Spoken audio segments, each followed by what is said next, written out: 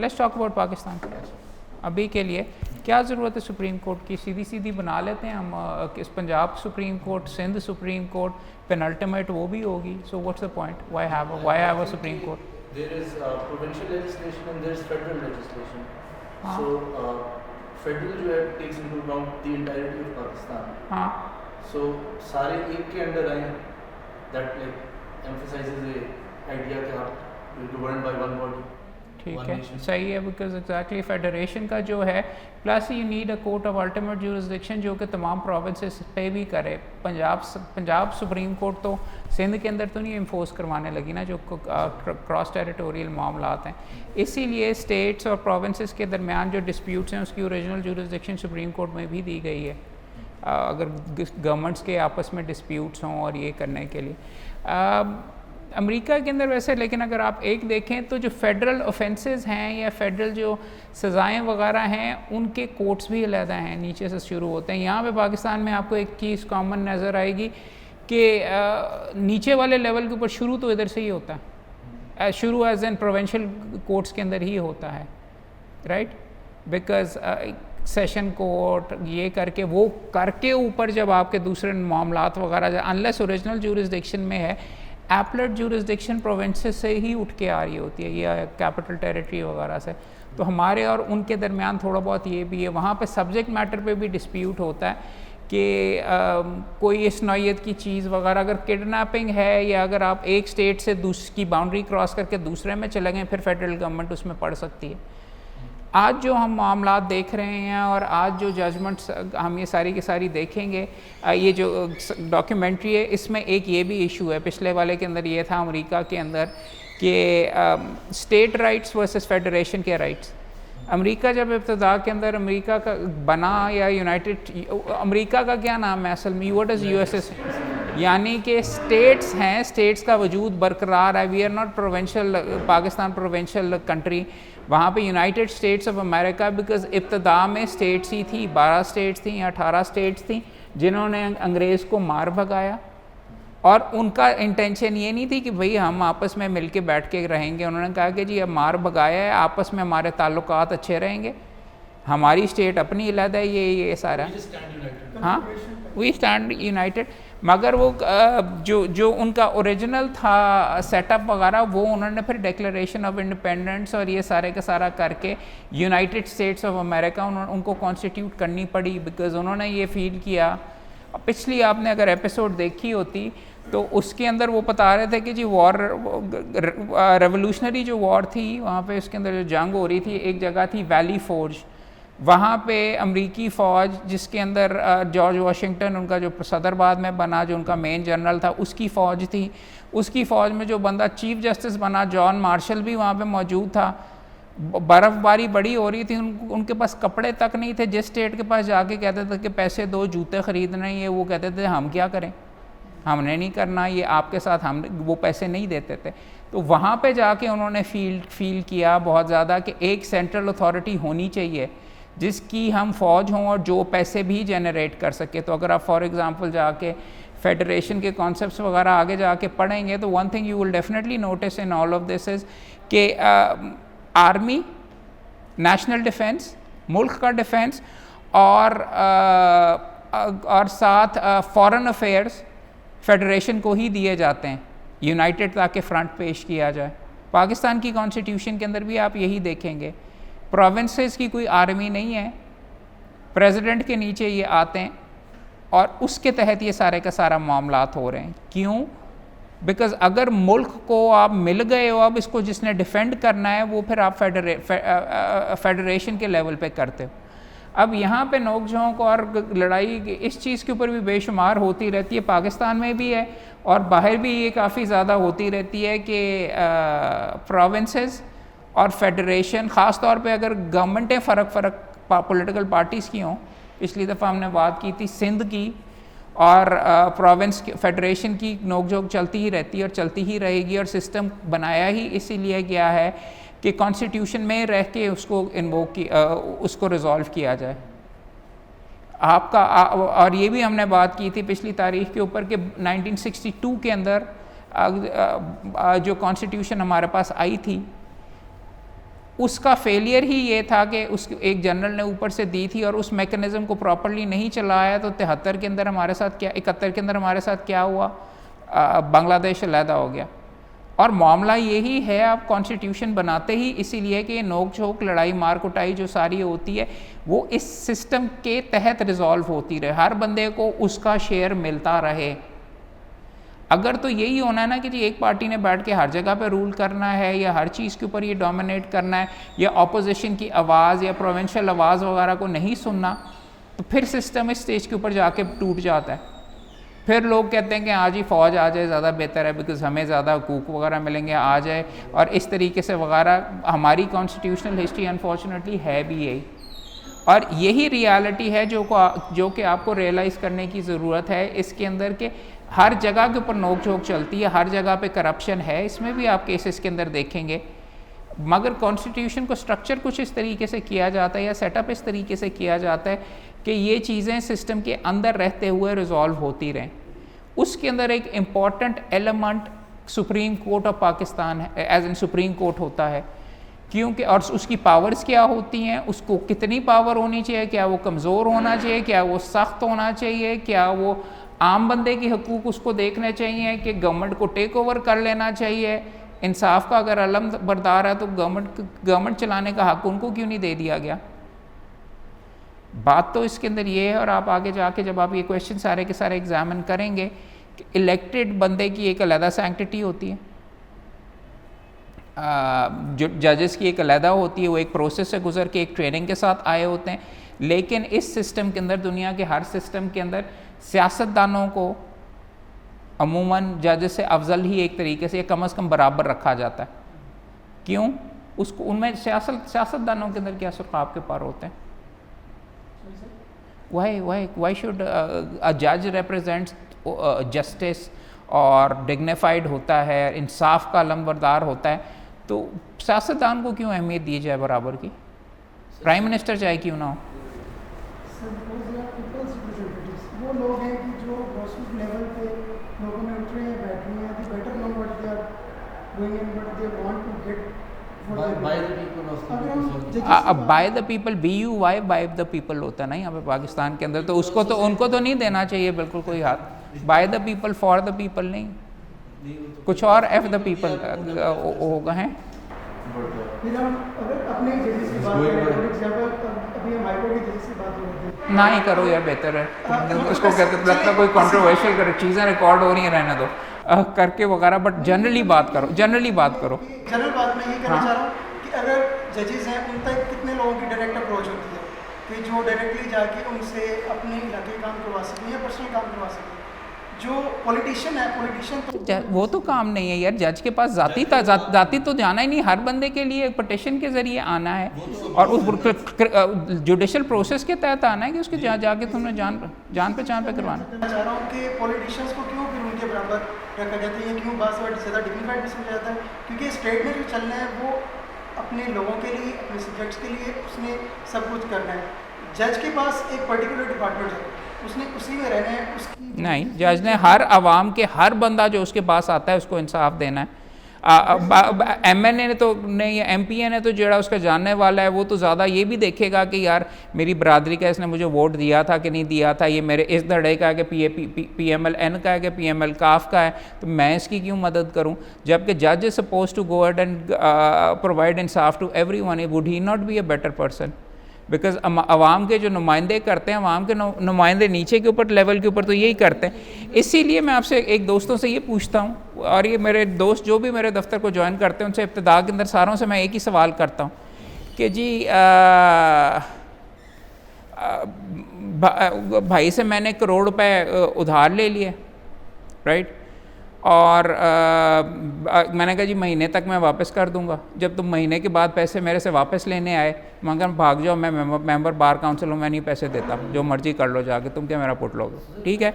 अब सवाल मेरा आपके सामने ये आने लगा है, और सवाल मैं ये पूछने लगा हूँ कि भाई एक वकील के पास क्यों जाता है और वकील के पास जाके मुकदमा क्यों करता है, वो मोहल्ले के बदमाश के पास क्यों नहीं जाता, और या फिर वो उसको कहते हैं अपने लोकल MNA MPA या उसके पास जाके ये मामला क्यों नहीं रिजॉल्व करवाता, कोर्ट क्यों जाता है। सर वो भी हैं जो कि उनके पास चले जाते हैं. This is exactly what I think Ahmed was pointing out कि the people who say they don't have faith in judiciary, वो उनको जो बात पता है, इवन दो ड्यू प्रोसेस को आप फॉलो करते हैं, they think it's stretched out. नहीं मैं आप मेरे सवाल का पहले आप जवाब दीजिए. ये वाली जो ये चीज़ें हैं वगैरह ये बाद में बात. Why does someone go to court? Court क्यों जाते हैं आप बताइए. सर इसमें सबसे पहले जब उसे पता होगा मुझे पुलिस से इंसाफ नहीं मिलेगा, बार कौंसल में तो कुछ भी नहीं तो आप नहीं एक सेकंड, जस्टिस के लिए जाएगा. नो जस्टिस क्या चीज़ होती है भाई? वो बंदा किस चीज़ के लिए, तुम्हारा एक ही एग्जांपल दे रहे थे, या कोई बंदा जो रिकवरी करवाने के लिए जाता है वो क्या चीज़ चाह रहा होता है? नहीं आप बताइए. मैं सर आई थिंक ये पावर्स हैं जो डिवाइड की हुई हैं. अब जैसे एमएनएज हैं वो एग्जेक्टिव्स हैं, उनकी अपनी पावर्स हैं. नहीं लेकिन कोर्ट क्यों जाता है? अगर एमएनए उसको पैसे दिलवा सकता है उसकी जेब के अंदर, वो बंदा क्या चाहता है? वो चाहता है कि मेरी जेब, वो ना वो डिक्री चाहता है ना वो मुकदमा जीतना चाहिए, वो चाहता है कि मैंने जो पैसे दिए थे वो, और अगर कोई मार्कअप है मेरी जेब के अंदर पहुंचाओ. आपकी वकालत या आपका जो सारे का सारा प्रोसेस है इसीलिए बना हुआ है कि उसकी जेब के अंदर पैसे वो चाहता ही है कि वो मिल जाए. ना उसको वकील की फ़ीस देने का शौक़ है, ना उसको 5 साल मुकदमे लगाने का. लेकिन क्यों मुकदमा किया जाए और क्यों मुकदमा करके उसको उसकी जेब में पैसे डल, वो कोर्ट क्यों आता है रिकवरी के लिए? किस चीज़ के लिए अथॉरिटी? लास्ट रिजॉर्ट उसके पास यही है. सॉरी, लास्ट रिजॉर्ट यही है कि ड्यू प्रोसेस फर्स्ट रिजॉर्ट है भाई, लास्ट नहीं. बट क्यों है? सर लीगल तो लास्ट भी यही है. आई अंडरस्टैंड बट व्हाई यार? Why what does that person want? Court के पास क्या चीज़ है जो कि the ability to decide. No decision is not relevant. उसकी डिसीजन कागज़ का टुकड़ा होता है, उठा के बाहर फेंक दो. नहीं बट सर वो इम्प्लीमेंट करते हैं. ये इंपॉर्टेंट चीज़ है ना, समझने की ये ज़रूरत है. और आपको जिस नुक्ते के ऊपर मैं लाना चाह रहा हूँ, in a sense you can say government के बारे में भी अगर आप पॉलिटिकल थ्योरी पढ़ें तो courts and for example a government is the legal बदमाश, has the monopoly on ways of coercing someone, enforcing something, किसी का घर बेच के पैसे कन्वर्ट करके इसको देने के लिए. That is why you go to court, because court has power. Decision तो पहली स्टेप है, वो तो उसके बारे में भी अभी बात कर लेते हैं. But the reason people go to court is court execute कर सकती है अपने orders को. जो बंदा एग्जीक्यूट नहीं कर सकता, ज़्यादा से ज़्यादा मैंने कहेगा कर काम यार, कर नहीं होगा. He doesn't have a mechanism to sell that person's property legally. He does not have the mechanism उस बंदे के बैंक अकाउंट्स को एग्जीक्यूशन के अंदर अटैच करने के लिए. He does not have the property to put the man in civil prison की जी उसके अगेंस्ट ये करो. समझने की इसमें ये ज़रूरत है. और ये सारे की सारी जो गुफ्तगू हम आपस में कर रहे हैं कि वकील इसलिए करता है मुकदमा जीतने के लिए, या वो इसलिए नहीं करता कि मुकदमा जीत के डिग्री मैंने अपने दीवार पे लगा दी तो उसको कुछ नहीं मिला, फ़ीस भी दे दी और नुकसान हो गया. वकील आप उसको उसके पैसे कानूनी तरीके से दिलवा सकता है. और वो मैकेनिज़्म सारे के सारे जिनके ज़रिए रिकवरी होनी होती है एग्जीक्यूशन के, वो उनके पास है. राइट. क्रिमिनल साइड के ऊपर जाके आप अपने, अगर किसी ने आपकी फैमिली में कत्ल किसी का कर दिया है तो आप उसको गोली भी मार सकते हैं. मगर उसको फांसी देना या उसको सज़ा देने का कानूनन हक सिर्फ एक बंदे के पास है, गवर्नमेंट के पास है या स्टेट के पास है. इसलिए वो मैकेनिज़्म वहाँ पे सेटअप किया गया. तो आप एक स्टेप आगे, decision is not all that important. पहली तारीख के ऊपर जज क्यों नहीं डिसाइड कर देता कि जी हाँ यार इसने मुझे प्रॉपर्टी के डॉक्यूमेंट्स भी दिए हुए, मैंने इसको अपने सारे के सारे ठीक ही कह रहा होगा. तो why does he have to do a trial by the way? Why मेरे सामने वो उठा के कागज़ ले आया जिसके अंदर मेरी प्रॉपर्टी के डॉक्यूमेंट्स भी हैं, अंगूठा भी मेरा लगा हुआ है, फिर चेक भी मैंने उसको दे दिए हुए वगैरह. मैं पहली तारीख के ऊपर क्यों नहीं डिसाइड कर देता उसके फेवर में? जा करूँ मैं? अगले बंदे का राइट है टू बी हर्ड. क्यों? उसने पैसे लिए हुए तो देता क्यों नहीं? उसको क्या सुनने की ज़रूरत है? सब बताएगा क्यों नहीं दिया? जज को तो उससे क्या फ़र्क पड़ता? उसने कहा मैं दूंगा, वहाँ पे मुआहदे में लिखा हुआ. Why does a judge? So for example वो उसको डिनाई करता है, वो कहता है मुआहदा जो है जाली है. ये है ना कि you don't know whether the plaintiff is telling the truth or not. जज को तो नहीं पता. You have to break these things down. शौकिया आप नहीं सारे का साका समरी जूरिस फॉर एग्जांपल बैंकिंग केसेस के अंदर समरी मैकेनिज़्म या ऑर्डर 37 का जो सीपीसी के अंदर है वो मैकेनिज़्म इसलिए लिखा हुआ है कि अनडिस्प्यूटेड नौयत के डॉक्यूमेंट्स होते हैं, नेगोशिएबल इंस्ट्रूमेंट्स होते हैं, साइन किए होते हैं, प्रॉपरली एग्जीक्यूट होते हैं, तो वहाँ पे समरी ट्रायल होता है, वो कहते हैं जल्दी कर लो, एंड विच पैसे लेते हैं तो वापस क्यों नहीं करते, वादा किया है। What I am trying to explain to you is कि ये सारे का सारा जो प्रोसेस होता है सिलसिले का वो क्यों बनाया गया है और उस प्रोसेस को क्यों फॉलो अप किया जाता है और उसके ऊपर क्यों इस तरीके से सारी चीज़ें करते हैं, this is what you need to see. और ये जो डॉक्यूमेंट्री है और जो हमने पहले भी देखा, इसमें भी आप देखेंगे कि आहिस्ता आहिस्ता सिस्टम क्यों इवॉल्व हो रहा है। सिस्टम इसलिए इवॉल्व होता है और इसलिए चलाया जाता है नॉट फॉर इट्स ओन सेक, उसका असर, उसका इफ़ेक्ट, उसको इस्तेमाल करके आप क्या करना चाह रहे हैं। अमेरिकी कॉन्स्टिट्यूशन अगर आप पढ़ेंगे तो अमेरिकी कॉन्स्टिट्यूशन के अंदर इब्तदा के अंदर उनको किससे, अमेरिका जब बन रहा था तो उनको सबसे ज़्यादा तकलीफ़ किससे थी और किस चीज़ से वो सबसे ज़्यादा डरते थे? यानी बादशाह से या अंग्रेज़, उसके ऊपर उन्होंने उसको फारिग करवाना था। तो आप बादशाह की हर जगह पे मर्जी चलती थी। तो अगर आप अमेरिकी कॉन्स्टिट्यूशन पढ़ेंगे और उनका सुप्रीम कोर्ट का पॉइंट ऑफ व्यू देखेंगे, आप वहाँ पे कंसिस्टेंटली ये देखेंगे कि उन्होंने चेक्स एंड बैलेंसेस का सिस्टम रखा हुआ है, क्योंकि वो नहीं चाहते थे कि उनकी कांग्रेस बादशाह बन जाए या उनका प्रेसिडेंट बादशाह बन जाए। प्रेसिडेंट के पैसे कंट्रोल करती है कांग्रेस, कांग्रेस ने साइन करवाने होते हैं सदर से कानून बनाने के लिए, और 15 इस तरीके की इस नौयत की सारी चीज़ें होती। तो वहाँ पे for example in certain circumstances, England के अंदर क्या है, कौन सुप्रीम है? इंग्लैंड की कॉन्स्टिट्यूशन, पार्लियामेंट, पार्लियामेंट्री सुप्रीमेसी का कॉन्सेप्ट वहाँ पे इंट्रोड्यूस किया हुआ है। वहाँ पे रिटर्न नहीं, वो चाहते हैं कि पार्लियामेंट सारे का सारा कर ले।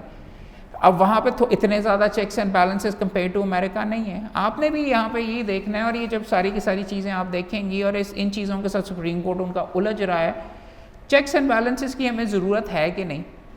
अब जिस मुआशरे के अंदर बेशुमार करप्शन मौजूद है, you will turn around and से कि यार अच्छा है, चेक्स एंड बैलेंसेस होने चाहिए।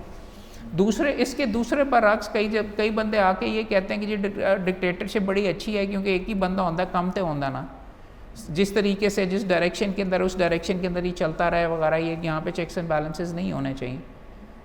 बिकॉज अगर आप फॉर एग्जांपल अमेरिका के अंदर भी एक बड़ी अजीब इस डॉक्यूमेंट्री में आपको चीज़ नज़र आएगी कि जब आम बंदे के हकूक़ सलब किए जा रहे थे अमीरों के फेवर के अंदर और सुप्रीम कोर्ट अंगूठा लगाती थी अमरीकी, तो अमेरिका ने बहुत तरक्की की।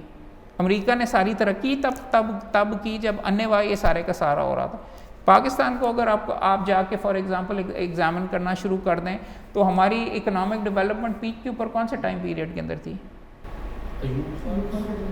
अयूब खान वाज अ, तो दिस इज़ अ क्वेश्चन जिसकी टेंशन यहाँ पे आपको नज़र आएगी।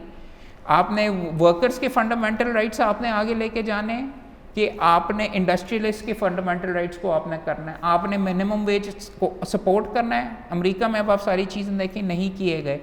जहाँ जो कानून बनता था कि वर्कर्स को ये हकूक़ दें, वो उड़ा के वो साइड के ऊपर मार देता था कि नहीं यार, और उनका मुल्क बहुत ज़्यादा एडवांसमेंट उन्होंने की। चाइना के अंदर क्या डेमोक्रेटिक सिस्टम है? डंडे के ज़ोर के ऊपर क्या वहाँ पे फंडामेंटल राइट्स बहुत ज़्यादा हैं, मगर वो अब कह रहे हैं कि सारों से मगर वो आ गए हैं। तो these are things you have to decide. Now on the other hand you can also turn around and say and you can argue कि प्रोग्रेस इज़ नॉट एवरीथिंग। अवाम के हकूक़ भी बहुत इम्पॉर्टेंट हैं, आपकी क्वालिटी ऑफ लाइफ, आपके जो मुख्तलिफ इस्लाम के जो प्रिंसिपल्स हैं, फंडामेंटल राइट्स के जो प्रिंसिपल्स हैं, वो सारे के सारे बराबर हैं, अफजल हैं। आपकी कॉन्स्टिट्यूशन के अंदर उनका एक लेवल दिया गया। ओके, देखिए आज की डॉक्यूमेंट्री एक 4 पार्ट की जो ख़ास तौर पे जो दोस्त नए आए हैं उनके लिए मैं ये बता रहा हूँ। पिछली तारीख के ऊपर पिछले हफ्ते पिछले बुध के दिन हमने एक डॉक्यूमेंट्री शुरू की। अमेरिका में एक गवर्नमेंट का इदारा है PBS के नाम से, पब्लिक ब्रॉडकास्टिंग कॉरपोरेशन या सोसाइटी है, पता नहीं जो भी होगा, PBS के नाम से, जिन्होंने एक अमेरिकन सुप्रीम कोर्ट के ऊपर 4 पार्ट्स की डॉक्यूमेंट्री बनाई। बहुत अच्छी डॉक्यूमेंट्री है और इस लिहाज से भी अच्छी है कि वो अमेरिकी एक्सपीरियंस, उन बंदों के चेहरे दिखाते हैं उनके स्लेव्स की जिनके ख़िलाफ़ डिसाइड हुआ, जो जज साहिबान थे, किस तरीके से हुआ, किस ग्राउंड के ऊपर, बहुत ज़बरदस्त इस लिहाज से भी है कि इट ह्यूमनाइजेस। अदरवाइज़ तो आपके सामने हम यहाँ पे बैठ के अमेरिकन सुप्रीम कोर्ट की मार्बरी एंड मेडिसन जजमेंट ही पढ़ के डिस्कस कर रहे होते, but that is not the way. एक प्रोसेस ये है कि जब आपका इंटरेस्ट भी इसी तरीके से होगा, फॉर एग्ज़ाम्पल अगर आप PhD पढ़ती हैं या SCMR पढ़ते हैं, एक तो तरीका है कि आप मेरा हेड नोट पढ़ लें जी कानूनी प्रिंसिपल ये है, दूसरा आप पढ़ने का, कानून को पढ़ने का, और जिससे अच्छा आपको आप तरीके से याद भी रहेगा और समझ आएगा, आप उसको एक अफसाने के तौर पे पढ़ें। कैरेक्टर्स हैं, डाइवोर्स का मामला है, इनहेरिटेंस का है, ये बंदा है, इस बंदे ने अपने चाचे के पुत्र के ऊपर ये मुकदमा किया, उसने आगे से ये कहा कि जी गिफ्ट डीड जाली बना हुआ था, ये वगैरह, इस तरीके से नीचे गए तो नीचे हार गए, फ़लाँ जज साहब ने इस नुक्ते के ऊपर डिसाइड किया, फिर अपील में गए, फिर रिवीजन में गए, फिर CPLA में गए, और इस नुक्ते के ऊपर कौन जज साहबान बैठे थे, वकील साहबान कौन से थे, फ़लाँ ने ये आर्ग्यू किया, फ़लाँ ने ये आर्ग्यू की, ये पूरे का पूरा ड्रामा आपके सामने मौजूद है। लॉ में अगर आपने इंटरेस्ट बनाना है और अगर आपने इसको दिल से पढ़ना है, कई आपको वकील ऐसे मिलेंगे कि मेरे अब्बा जी फॉर एग्ज़ाम्पल, यार मोहम्मद 65 सुप्रीम कोर्ट के अंदर जुल्ला साहब ने ये लिखा था, ये किया था। मैं उनकी शक्ल देख रहा था कि इनको कैसे याद है, इतने सालों के बाद कैसे याद है। यार फ़लाँ का था, वो उसका बंदे का वो कोई था, इस नाम से मुकदमा होगा। उनको कैसे याद होता है कि उन्होंने इस लेवल पे पढ़ा हुआ, वो मेरे हेड नोट्स के ऊपर वकालत नहीं करते रहे। वो अभी भी बैठ के मेरे वालिद साहब अपना रजिस्टर अपडेट करते हैं। 75 साल के, अल्लाह के फजल माशाल्लाह से ज़्यादा हो गए, 50 साल इस प्रोफेशन के अंदर हो गए, उनको इतनी ज़रूरत नहीं है, लेकिन वो एडिक्शन के लेवल के ऊपर ये सारे का सारा काम करते हैं। बीमार भी होते हैं तो दफ्तर आते हैं। आप दोस्तों के साथ ये गुफ्तगू करने का, लेक्चर देने के बदस्तूर में बोल ही जा रहा हूँ, लेकिन बताना मैं ये चाह रहा हूँ, लॉ को आप इस लेवल के ऊपर पढ़ेंगे तो आपका इंटरेस्ट डेवलप होगा और बरकरार रहेगा, और आप भी उसी तरीके से इसको आगे लेके जाएंगे। अगर निरा लीगल प्रिंसिपल्स के लेवल के ऊपर आपने इसको देखना शुरू कर दिया, या वैसे ही एक डॉक्यूमेंट्रीज नहीं देखी, या इसकी तह में नहीं गए, इसके बारे में सोचा नहीं, सीधा घर में जाके बार एसोसिएशन में या बार काउंसिल में जाके गप्पे लगा ली ओलंपिक्स के बारे में या किसी और चीज़ के बारे में, तो you will not gate anywhere. और ये हमारी प्रोफेशन की और हमारे प्रोफेशन की बहुत बड़ी कमी है। इसको हम प्रोफेशन के तौर के ऊपर ट्रीट ही नहीं करते, ना इसको गहराई के अंदर जाके इसके बारे में सोचते हैं, ना समझने की कोशिश करते हैं, ना बात करते हैं।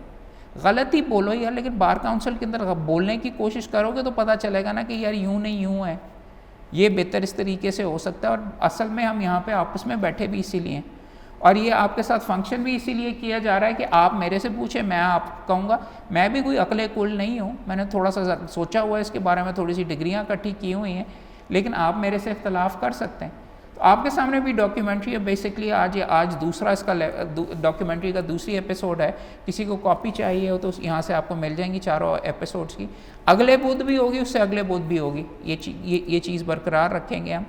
आज का जो है ये पहला पार्ट हो चुका हुआ है, सुप्रीम कोर्ट अमेरिका का इस्टेब्लिश हो चुका हुआ है। लास्ट जब हमने छोड़ा था तो स्लेवरी के ऊपर वहाँ पे जंग शुरू होने लगी थी। इब्राहिम लिंकन, मुल्क दो टुकड़े तकरीबन उनका हो गया था। जो 71 में हमारे साथ हुआ वो वहाँ पे अमेरिकन के उसको कहते हैं, ये लिंकन के टाइम के अंदर जो लड़ाई हुई थी साउथ और नॉर्थ की, प्रिंसिपली ज़्यादातर स्लेव्स के ऊपर, स्लेवरी के ऊपर, उसके बारे में था। उसके बाद मुल्क को यूनाइट कैसे किया गया। फेडरल गवर्नमेंट, साउथ कहते थे कि फेडरल गवर्नमेंट कौन है हमें रोकने वाली, हमें कैसे कह सकती है, हमारी सारी इकॉनमी स्लेव्स के ऊपर बनी हुई है, कॉटन हम बना के भेजते हैं, हमने रखे हुए हैं। ये कि हमें कहते हैं कि जी नॉर्थ वाले कहते हैं कि नहीं जी बड़ा बुरी बात है। इस तरीके से इसका आपको यहाँ पे भी मिल सकता है कि बलोची और पाकिस्तान के अंदर भी आप इक्विवेलेंट्स देख सकते हैं। बलोची सिंधी कहते हैं कि जी पाकिस्तान, वो पंजाबी ऊपर से पानी के अंदर से हमारी बिजली निकाल के नीचे हमें भेज देते हैं जब रिवर्स के अंदर आते हैं। डैम नहीं बनने, ये नहीं बनने, वो नहीं बनने, कॉन्स्टिट्यूशन के प्रॉब्लम्स आपस में लड़ाइयाँ होती रहती हैं। अमेरिकी सुप्रीम कोर्ट में आप देखेंगे कि उसने किस तरीके से इसको बेहतरी की तरफ लेके गए और किस तरीके से इसको डेवलप किया आगे। और भी आप इसके अंदर और चीज़ें भी देखेंगे। कल पिछली दफ़ा तारीख के ऊपर हमने बात की थी पाकिस्तान कोर्ट के अंदर जुडिशल एक्टिविज़म की। जुडिशल एक्टिविज़म का ऑपोजिट क्या होता है, कोई बता सकता है? जुडिशल रिस्ट्रेंट की थ्योरी कही जाती है कि जी आप सही कह रहे हैं। आप इसके अंदर भी और से देखेंगे अमेरिकी सुप्रीम कोर्ट के बारे में एक जज साहब जिन्होंने इन्वेंट एक तरीके से कहा जाता है, ओलिवर वेंडल होम्स, जुडिशल रिस्ट्रेंट के बारे में, उसने तो यहाँ तक कह दिया था कि जी अगर न्यूयॉर्क की स्टेट चाहती है कि वो जहन्नुम में जाए तो मेरा काम है कि मैं उनकी मदद करूं कि वो जहन्नुम में जाएं। मेरा काम नहीं है कि मैं उनको रोकूं। अगर उन्होंने डिसाइड कर लिया कि हमने जहन्नुम जाना है तो I will make sure that they go there, because जज का काम ये है कि वो पॉपुलर विल को करने का। इसके बरक्स और जजेस जो उसके साथ बैठते थे वो लॉ को स्ट्राइक डाउन करने की, लॉकनर का केस है ये वो। इस कॉन्टेक्स्ट में इसको सारी चीज़ों को आपने देखना है। एक काफ़ी इंटरेस्टिंग अभी ऑलरेडी जो चीज़ें चली हैं, 3 बंदों के बारे में उन्होंने बात की है। वो कहते हैं जी एक जस्टिस स्टीवन फील्ड्स कैलिफोर्निया से बनाया एब्राहम लिंकन ने, क्योंकि वो चाहता था कि उसकी गवर्नमेंट के साथ कैलिफोर्निया की स्टेट लगी रहे। अब आप कह सकते हैं ये किस किस्म की कंसिडरेशन थी, बिकॉज आई मीन यहाँ पाकिस्तान के अंदर फॉर एग्जांपल ये भी आप सुप्रीम कोर्ट के बारे में कहते हैं कि सीटें मुख्तस हुई हैं कि इस प्रोविंस की इतनी रिप्रेजेंटेशन कम से कम होनी चाहिए। इस दफ़ा सिंध से जाना है, इस दफ़ा इधर से आना है। अमेरिका के अंदर अब 50 सीटें तो नहीं है, लेकिन एक कंसिडरेशन इब्राहिम लिंकन की ये थी कि ये पॉलिटिकल प्रोसेस को अकोमोडेट करते हैं इसके तहत। दूसरा उन्होंने आपको बताया एक स्लेव ओनर था जिसके अपने स्लेव्स मौजूद थे, साउथ से आया हुआ था, उसके बारे में ये जस्टिस हार्लन के बारे में बता रहे हैं कि उसने अब वो वहाँ पे जाके किस तरीके से तब्दील हुआ फंडामेंटल राइट्स का सपोर्टर, क्योंकि उसने देखा हुआ था कि स्लेव्स के साथ क्या होता है। कहने को तो ये भी कह सकते हैं यार तू साउथ से है और तू इस तरीके से है, ये उस माशरे के अंदर से आए, लेकिन बेशुमार दफ़ा बेहतरी वहाँ से जिस बंदे ने देखी होती है उसकी आ जाती है। बाकियों ने तो स्लेव्स और उनके हालात देखे ही नहीं हुए वो थे, वो हवा में ही बैठ के फैसले वगैरह कर रहे थे। जस्टिस हार्लन के बारे में ये आप देखेंगे। तीसरा बंदा आप ये देखेंगे इसकी एवोल्यूशन, जिसके बारे में जुडिशल रिस्ट्रेंट का जिसका प्रिंसिपल आया था। इब्तदा में फ़ौज में गया ये कहते हुए ओलिवर वेंडल होम्स के हमने इस मुल्क को कि हमने अब पीछे आवाज़ आ रही है कि हमने इस मुल्क को बचाना है, और जंग में गया कि जी पॉजिटिव बड़ा यंग और ये और वो।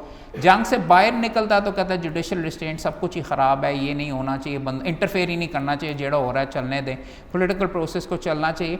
तो फ़िलासफ़ीज़ चेंज कैसे होती हैं, मामलात देख के बंदा इवॉल्व कैसे करता है, ये चीज़ें भी देखिए। पिछली तारीख के ऊपर जो गुफ्तगू हुई थी हम तमाम दोस्तों की, उसमें एक इशू और एक थीम जिसके ऊपर हमने बेशुमार काम किया था वो ये था प्रोविंसेस की पावर्स और फेडरल गवर्नमेंट की पावर्स के दरमियान डिवीज़न। अमेरिका में जैसे अभी हम थोड़ी देर पहले बात हो रहे थे, अमेरिका के अंदर ये मामला और ये वाला सिलसिला शुरू हुआ था कि इब्तदा में प्रोविंसेस या वहाँ पे स्टेट्स जिनको कहते हैं वो अपने आप को एक यूनाइटेड स्टेट्स तो थी, लेकिन अपने आप को एक तरीके से तकरीबन अलग-अलग ममालिक उन्होंने समझा हुआ था। और साउथ की स्टेट्स जहाँ पे आप इसके बारे में थोड़ा सा आगे भी देखेंगे, साउथ की जितनी अमेरिका के साउथ के अंदर जितनी स्टेट्स थी वहाँ पे स्लेवरी थी, नॉर्थ के अंदर नहीं थी। नॉर्थ वाले लेक्चर करते रहते थे कि नहीं है, वो कहते थे तुम कौन होते हो, हम स्टेट्स हैं, नीचे हम अलहदा ममालिक हैं, तो हमारी पावर्स हैं, हम अब जो मर्ज़ी करें यहाँ पे। इसी नुक्ते के ऊपर ये लड़ाई हुई। अब इसका कॉन्टेक्स्ट आगे जो 70 साल की जो एवोल्यूशन दिखाएंगे उसमें आप ये समझेंगे और ये चीज़ आप उसके अंदर देखेंगे। अमेरिका के अंदर जब जीत गई फेडरल गवर्नमेंट तो उसने 14th अमेंडमेंट पास की कि भाई अब सिटीजन्स के लिए हम इन्फोर्स करेंगे सिटीज़न के राइट्स स्टेट्स के ख़िलाफ़, राइट। सो स्टेट्स की जो वायलेशंस होगी, अगर कोई कानून वगैरह बनाएगा तो फेडरल गवर्नमेंट ने ऊपर ले लिया। कोई बंदा बता सकता है पाकिस्तान की कॉन्स्टिट्यूशन के अंदर क्या मैकेनिज़्म है, किस तरीके से डिसाइड होता है कि किस चीज़ के अंदर फेडरल गवर्नमेंट कानून बना सकती है और किस चीज़ के अंदर प्रोविंशियल गवर्नमेंट कानून बना सकती है? कोई दोस्त पहले इधर ट्राई करना। There are 3 lists already available in constitution, but here in 1972 after 18 amendments के बाद 2 पास लिस्ट दी गई। कितनी लिस्ट्स हैं? सर 2 सर 2 थी ना पहले 2 थी यार, पहले 2 थी और अब उसको कहते हैं after 18 amendments concurrent would be concurrent ख़त्म हो गई और अब एक सिर्फ रह गई है। 2 है दूसरी कौन सी? Sir federal list and provincial. Provincial list नहीं है ना भाई। प्रोविंशियल लिस्ट ये होती है कि पहले हुआ करती थी फेडरल लिस्ट और कंकरेंट लिस्ट, जहाँ पे दोनों होती, जिसमें दोनों कर सकते थे और बाकी सारी चीज़ों पे प्रोविंसेस कर सकते हैं। अब ये है कंकरेंट लिस्ट ख़त्म हो गई हुई है और अब जो प्रोविंशियल वगैरह है 73 की कॉन्स्टिट्यूशन के अब प्रोविंसेस हर चीज़ पे कर सकता है, माँ सिवाय उन चीज़ों के जो कि फेडरल लेजिस्लेटिव लिस्ट के अंदर मौजूद है। तो 3 लिस्टें वाला कॉन्सेप्ट नहीं, इंडिया के अंदर शायद है स्टेट्स की भी लिस्ट वगैरह, बट इसको कहते हैं रेजिडुअरी पावर। सारी की सारी जो बाकी चीज़ें हैं प्रोविंस हर चीज़ पे कर सकता है, माँ सिवाय उन चीज़ों के ऊपर। पहले था कि जो कंकरेंट का क्या मतलब होता है, कोई बता सकता है? सर जिसमें दोनों के पावर, जिसके पास दोनों की दोनों हों वगैरह, और दोनों कर सकते थे। लेकिन अगर फेडरल ने, उसका भी प्रिंसिपल अलग था, फेडरल अगर कर ले तो फिर प्रोविंशियल नहीं कर सकती थी, फेडरल ओवरराइड करती थी टू दैट एक्सटेंट। अब भी ये है कि अब ये नहीं है, अब कंकरेंट लिस्ट ख़त्म हो चुकी हुई है, उसके कई सब्जेक्ट्स उठा के फेडरल लिस्ट में डाल दिए गए और बाकी चीज़ें जो अब नहीं एग्जिस्ट करती उसके बारे में ये कहा जाता है कि वो वाले सारे के सारे जो मामलात हैं प्रोविंसेस के पास चले गए हैं, प्रोविंसेस कर सकते हैं, क्योंकि पहले कंकरेंट में थे, अब नहीं है। इस पे अगर आप देखें 2020 SCMR पेज 1 शायद जजमेंट है, एक क्वेश्चन काफ़ी इंटरेस्टिंग है कि क्या फेडरल गवर्नमेंट हस्पताल चला सकती है हेल्थ के, शेख जायद वगैरह, और इसके ऊपर एजाजुल एहसन साहब की भी जजमेंट है, या PLT में, या ये पेज 1 का मुझे याद है, वो भी अगर आप एग्जामिन वगैरह कीजिए। तो बात ये है कि बात से बात निकलती, समझाने की ये कोशिश कर रहे हैं कि अगर आपने फॉर एग्जांपल किसी कानून को चैलेंज करना है, हेल्थ केयर कमीशन एक्ट, इसके ऊपर मैं सुप्रीम कोर्ट तक मुकदमा हारा हूँ एक, लेकिन 5 साल तक मैं लड़ता रहा हूँ। किस नुक्ते को कि Punjab health care commission act बन सकता गैर आइनी है कि नहीं, क्योंकि legal, medical and other professions federal legislative list में आते हैं, तो उनकी रेगुलेशन, और यहाँ पे हम इन वकीलों की हद भी ये हो सकता है कि उनकी रेगुलेशन क्या प्रोविंसेस में हेल्थ केयर कमीशन एक्ट बन सकता है कि नहीं यहाँ पे। लेकिन हाई कोर्ट में उन्होंने होल्ड किया और सुप्रीम कोर्ट ने इसको अप होल्ड किया कि हाँ हो सकता है। हेल्थ केयर की रेगुलेशन अलहदा चीज़ है from regulation of the profession. Profession का मतलब है डिग्रियाँ शिग्रियाँ आपकी, लाइसेंसिंग वगैरह डॉक्टरों की, मगर उससे आगे जाके फर्दर लाइसेंसिंग और उनकी वो हेल्थ केयर इस्टेब्लिशमेंट्स की रेगुलेशन वो वहाँ पे चलती हैं, और इन चीज़ों का बहुत रियल अमल दखल है। आपको हम रेगुलेट करेंगे, पंजाब प्रोविंशियल बार काउंसिल का कानून हमारा एक फेडरल कानून है जिसके तहत आप रेगुलेट हो रहे हैं, मगर हम आपको प्रोविंशियल लेवल, वो कानून अलाउ करता है कि हम प्रोविंशियल लेवल तक आपको ये डेलीगेट करेंगे। कॉन्स्टिट्यूशन के अंदर, पाकिस्तान के अंदर, और ख़ास तौर पे कोर्ट्स की जो पावर्स हैं, फॉर एग्जांपल रिट की तरफ, एक नुक्ता आपको यहाँ पे अगर आप देखेंगे 14th अमेंडमेंट में ये जो जजमेंट आई थी, उन्होंने कहा, उसके अंदर ये कहा जी 14th अमेंडमेंट में ये लिखा हुआ है कि गवर्नमेंट अगर कोई बंदा, अगर कोई स्टेट कोई ऐसा एक्शन करे, यानी कोई प्रोविंस कोई ऐसा एक्शन करे जो कि लोगों के हकूक़ के ख़िलाफ़ हो, तो वहाँ पे इंटरफेयर करेगी। कानून ये बन गया हुआ था वहाँ पे, एक सिविल राइट एक्ट ये बना कि जो कि फेडरल गवर्नमेंट सारे अवाम को वहाँ पे ये कह रही थी कि आपने इस तरह करना है, आपने ये करना है, आपने वो करना है। उसको सुप्रीम कोर्ट ने ये कह के ख़ारिज कर दिया, उस कानून को स्ट्राइक डाउन कर दिया कि जी 14th अमेंडमेंट हक देती है कोई अगर स्टेट गलत काम कर रही हो उसको रोकने के लिए।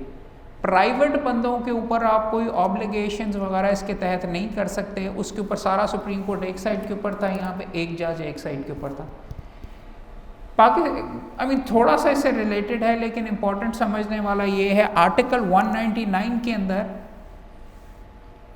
199 आर्टिकल क्या है, कोई दोस्त बता सकता है? रिट ज्यूरिसडिक्शन जिसको कहते हैं, हाई कोर्ट की पावर टू इंटरफेयर। कहाँ पर वो हबीब बैंक के खिलाफ रिट हो सकती है? नहीं सर।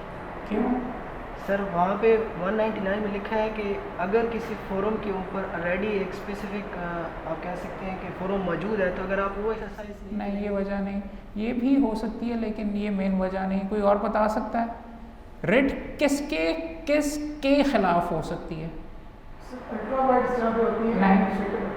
नहीं, हर एक्शन वगैरह के अंदर किसके खिलाफ हो सकती है? 199 क्या कहता है?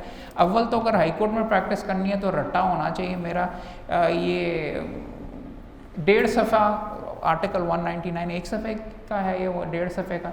मेरी 60% वकालत उसके ऊपर चलती है रिट्स की, हाई कोर्ट की। अगर आपने हाई कोर्ट का वकील बनना है तो पल्लू बांध लें, उसके हर एंगल से आपको उसको पता होना चाहिए। इम्पॉर्टेंट चीज़ ये है, वो लिखा हुआ है वहाँ पे किसके ख़िलाफ़ हो सकता है, persons performing functions in relation to the affairs of the federation, और इसको कहते हैं द प्रोविंशियल प्रोविंसेस और local government, right. So important चीज़ ये, इस वजह से हबीब बैंक के अगेंस्ट नहीं हो सकता क्योंकि हबीब बैंक का अफेयर्स ऑफ द फेडरेशन से ताल्लुक़ नहीं है, ना अफेयर्स ऑफ द प्रोविंस से ताल्लुक़ है, और ना ही उसका ताल्लुक़ है अफेयर्स ऑफ लोकल गवर्नमेंट से। लम्स के अगेंस्ट हो सकती है, इस पे जजमेंट मौजूद है कि लम्स प्राइवेट पैसों से चलता है, उनका प्राइवेट बोर्ड है, उनके अगेंस्ट नहीं हो सकती। HSN कॉलेज के अगेंस्ट हो सकती है, हो सकती है। क्यों? HSN गवर्नमेंट के पैसों को गवर्नमेंट से भी कंट्रीब्यूशन लेता है, उनके बोर्ड पे भी चलता है, और इस पे लीडिंग जजमेंट है, और बल्कि leading judgment one of the leading judgment is HSN college की, सुप्रीम कोर्ट की। वो ज़रूर जजमेंट पढ़ी है क्योंकि उसमें लिखा हुआ है किसके ख़िलाफ़ रिट हो सकती है, किसके ख़िलाफ़ नहीं हो सकती। और लेटेस्ट जजमेंट है एक और केस जो कि मैं हारा, लेकिन वो मैं हार के भी मुकदमा जीत गया, क्योंकि अगर आप वो गौर से आप उस जजमेंट को पढ़ेंगे तो लॉ का स्कोप उसके अंदर सुप्रीम कोर्ट ने बहुत एक्सपैंड कर दिया। पाकिस्तान ओलंपिक्स एसोसिएशन का केस है, सुप्रीम कोर्ट की इसके ऊपर जजमेंट है कि पाकिस्तान ओलंपिक्स एसोसिएशन, ये आप बाहर निकलें तो ये पीछे इसका दफ्तर है, आप रीगल की तरफ अगर घूम जाए ना तो बहुत बड़ा दफ्तर है पाकिस्तान ओलंपिक्स एसोसिएशन का। सवाल ये था कि उसके इलेक्शन के ख़िलाफ़ रिट हो सकती है कि नहीं। बंदयाल साहब ने यहाँ पे नीचे रिट अलाउ की थी, ऊपर जब गई तो सुप्रीम कोर्ट ने कहा नहीं जी प्राइवेट बॉडी है, इसके अगेंस्ट नहीं हो सकती। अब क्या Pakistan Olympics association functions related to the affairs of the federation नहीं परफॉर्म कर रही? सुप्रीम कोर्ट ने कहा कि नहीं जी, सुप्रीम कोर्ट ने जजमेंट में कहा है कि नहीं। पाकिस्तान का फ्लैग कैरी करती है, सारे के सारे रिप्रेजेंटेटिव जो हैं जो जाके करते हैं पाकिस्तान के बिहाफ के ऊपर वो हैं, और इवन अदरवाइज मैं तो उनके सामने ये भी बल्कि आर्ग्यू कर रहा था कि पब्लिक इंटरेस्ट में है कि इनको विला करा दें। 23 साल से एक मेडल नहीं मिला। सर ये जो इसके एम्प्लॉइज हैं वो स्टेट पेरोल पे नहीं, प्राइवेट है। वो जो सारे नो, ये देखो बात ये no affairs of the federation, ये क्वेश्चन बहुत इंपॉर्टेंट है और आएगा। आप जब भी रिट के अंदर जाओगे ना, ये need to be clear about this कि आपके हाथ के अंदर हो। और आई मीन ये वाली इसकी तरफ तो अभी आते हैं, बट ये इंपॉर्टेंट नुकता है, इसलिए हम थोड़ा सा साइड के ऊपर होके इसके बारे में बात भी कर रहे हैं। मेरे नज़दीक तो अगर आपका नेशनल कोई भी कहीं नेशन को कहीं भी रिप्रेजेंट किया जा रहा है, it relates to the affairs of the federation. अगर पाकिस्तान का वो उठा के झंडा लेके जा रहे हैं और सारे के सारा माना कि ओलंपिक्स एसोसिएशन उनको पैसे देती है, एक काफ़ी इंटरेस्टिंग चीज़ हुई है वैसे bye the way. I mean वो ये चीज़ शायद इनको सपोर्ट ही कर रही हो, ये सुप्रीम कोर्ट की जजमेंट को सपोर्ट ही करती है और मेरे नुक्ते के शायद अगेंस्ट है। कोई बता सकता है कि इस दफ़ा ओलंपिक्स देख रहे हैं कोई टीवी के ऊपर आप में से? फाशी की वजह से वैसे तो चीखते रहते हैं, मगर अभी तक किसी ने रिट नहीं जमा की कि ये क्या वाहियात चीज़ें दिखा रहे हैं टीवी के ऊपर, सारे का सारा इसको बैन होना चाहिए। गेमर्स देख रहे हैं, चलो नहीं, बात ये है कोई दोस्त बता सकता है कि इन ओलंपिक गेम्स के अंदर रशिया अपेयर हो रहा है कि नहीं? Not as the Russian federation. वो बतौर रशिया क्यों नहीं अपेयर हो रहा? डोपिंग स्कैंडल वहाँ पे इम्पॉर्टेंट चीज़ नोट करने वाली इसके अंदर ये है कि रशिया की तरफ से इस दफ़ा उन्होंने रशिया के मुल्क को बैन कर दिया हुआ है। रशिया का मुल्क बैंड है, इसलिए कोई रशिया का फ्लैग उठा के नहीं लेके वहाँ पे फिर रहे। हाउएवर रशियन ओलंपिक्स एसोसिएशन, जिसको ROC कहते हैं, वो वहाँ पे रशियन एथलीट्स उसके थ्रू वहाँ पे इस दफ़ा compete कर रहे हैं। और अब अगर आप वहाँ पे कहीं भी देखें तो वहाँ पे ROC लिखा होता है रशियन एथलीट्स की जगह, एंड देयर अपेयरिंग। तो वो इस नुक्ते को सपोर्ट करता है कि फेडरेशन या मुल्क अलहदा चीज़ है और उनकी जो ओलंपिक्स एसोसिएशन अलहदा चीज़ है। बट वो आपके सामने यहाँ पे है। बोल के अभी रिसेंटली आप अखबार में भी देखेंगे, रोज़ अखबार को पढ़ें और कानून के नुक्ते से इसको जांचने की कोशिश करें। एक हफ़्ता पहले ख़बर ये आई हुई थी कि ओलंपिक्स एसोसिएशन कहते हैं कि पाकिस्तान की स्पोर्ट्स को तबाह कर दिया, ओलंपिक स्पोर्ट्स को किसने? गवर्नमेंट ने। हमारा तो कोई कसूर नहीं है, वो कह रहे थे। कहते हैं हमारा तो कोई ताल्लुक़ नहीं, ना हम ये सारे का सारा करते हैं, असल में तो ये स्पोर्ट्स बोर्ड की काहिली है, ये है सारे की सारी चीज़ें। वो आप देखेंगे इसके अंदर क्या अफेयर्स ऑफ द फेडरेशन, हाँ आर्ग्यूमेंट ये किया जा सकता है, affairs of the federation sports board देखता है। स्पोर्ट्स बोर्ड अगर जाके ओलंपिक्स एसोसिएशन से बात कर लेता है, इसका ये मतलब नहीं हो गया कि ओलंपिक्स एसोसिएशन उनका गवर्नमेंट का हिस्सा हो गई। तो स्टफ़ लाइक दैट, ये लीगल क्वेश्चंस हैं जिनके ऊपर आपने आर्ग्यू करना है।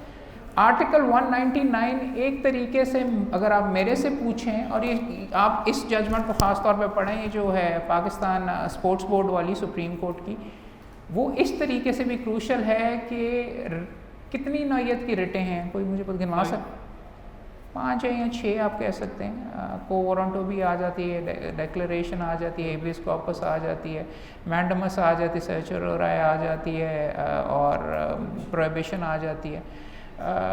ये हो गए।